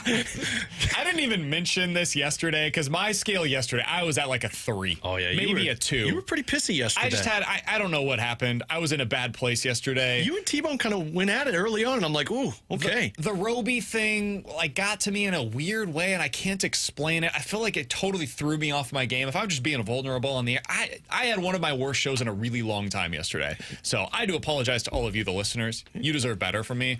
I think I gave you better today. It wasn't by a wide margin, but it was better nonetheless. Yeah. Let's check the tape. Masyn Winn? Hey, rhymes. Men in win rhymes, Yeah, not men men in in win win. don't. Yeah, no. You have a good point there. Tape's not supporting. Again, better, not great. You weren't I had pissy. a very low bar to clear. Today, I didn't make everybody hate me as much because I suck. Today, I was just bad at my job. So, again, that's an improvement. Oh, yeah, I mean, you're there. You're there. All right, Alex. So let's talk a little bit about what happened last night before we start to preview tonight for the St. Louis Cardinals. Good win for the Cards. 7-1 win. You saw Ivan Herrera in left field, which was interesting and fun, and I think smart. A good move for the team overall. Andre Pallante, a good start. I don't think it was all that different from what we have seen from him previously. Just better results. The ball was in play all the time. Still some hard hit balls. They were just at people this time around. So I don't want to take too much from that. Swanson, I thought, was pretty darn good at the end of the game as well. I like seeing him throw 99 right now. What was your biggest takeaway from the win last night, 7-1 over the Marlins? I mean, I don't really break down the games individually anymore because I think of just where the Cardinals are at. My biggest thing was Herrera in left field. I think we've entered the experimental phase of the season for the Cardinals, and now I guess some could label it fun. I don't know if you want to label it fun, but this is where the Cardinals are at. Let's start finding out where these guys can play, if they can play at certain positions that benefits this team moving forward. And at some point, you're going to enter the phase of, all right, now we're moving on from guys that we thought were core members of the team to other pieces that become core members of the team. And I think Ivan Herrera, on top of Sajasi playing third base, now you're starting to see kind of what's going to take place moving forward. Yeah, I don't take much away from Pallante's start because I agree. He's going to have starts that look kind of like that where he looks good when you look at the box score especially. But when you watch the game, like, balls were hit pretty hard. He fell in luck with the BABIP game yesterday, and it ends up resulting in outs. I think Alex explained it perfectly. I think they're at the experimental part of the season, even though they're not that far out technically of the wild card race. They clearly, from the front office perspective, appear to be waving the white flag. I think they're two biggest things that you're going to be watching the second half were on display last night. Von Herrera in the outfield, what does it look like here in the final 2 months of the season? Does he look like he's a serviceable outfielder? And then Walker again had another big hit. He looks good, man. He didn't even barrel that ball, and everybody on the broadcast thought it was gone, and it hit the wall. So and that's coming from striking out the first two plate appearances. I think it was a home run in like 7 parks or something like that. So another encouraging sign. And again, like I'm not in on like, oh, Walker's so back, but he is the number one thing with Herrera in terms of the position players, I think personally, that I'm watching in the second half. And if he has success in the final 2 months, I mean, boy, it makes you feel a lot better of what he's going to look like going into year 4, I guess, of the Jordan Walker experience. Sandy Alcantara on the mound tonight for the Miami Marlins. He's been better lately. He's been getting deeper into games. He just went up against the San Diego Padres in 7 innings, 4 hits, 0 earned runs. Now, he's not striking out the world. The strikeout stuff is very much not there even today, but It's been a lot better lately than it had been previously, so it'll be interesting to see your offense going up against him. But what I'm going to be monitoring is Sonny Gray, who apparently does not want to go anywhere. He wants to stay here in St. Louis for the remainder of this season. Dude, he's got to be better. 22 hits given up allowed in his last 8 innings. Over those innings, 14 earned runs, including 4 homers. He's got to get back to being the Sonny Gray that we expected him to be. 6, 7 innings, whatever. Just effectiveness. Please be more efficient, be more effective out there. They need better than that out of Sonny Gray. Do you think Herrera starts again in the outfield? No. I think they're going to do this at the beginning, once every 5-ish days. And then I think down the stretch, maybe in September, you see that a little more often. Yeah. That's kind of what I don't think so today. Yeah. Yeah, I think he'll be DH. I think it'll probably be Burley would be my guess in left field today. Because I agree. It'll probably be once every 5 days with Pallante starts. Maybe they throw him in McGreevy once since he's on the ground a lot too, but I expect it's only going to be once or twice. Yeah. The other thing to keep in mind, Gorman is heading out, I think, for a rehab assignment today and Nootbaar tomorrow. So you're going to get those guys back probably at some point within the next week or so. Man, what are they going to do with their roster? So many guys that they got to keep up here. Hampson and Fermin, I would imagine, are heading back down and or waived. That would be my assumption on how they're going to handle that. Well, opens up 40-man roster spots, Ollie Marmol's going to try and get a roll past of Little League. Hey, everybody gets an at-bat. Everybody's in the line. Cardinals win tonight? No. Prediction? No. I think they win. I think they win this one 5-3. 3-2. They lose. I'm going Miami wins 6-1. He's Tanner. That's Alex. I'm BK. We'll talk to you guys tomorrow at 11 a.m. We do have Eric Kratz of Foul Territory. He's going to be joining us tomorrow at 11:15, talking deadline with him. We'll talk to you guys then. The Fast Lane's coming up next year on 101 ESPN.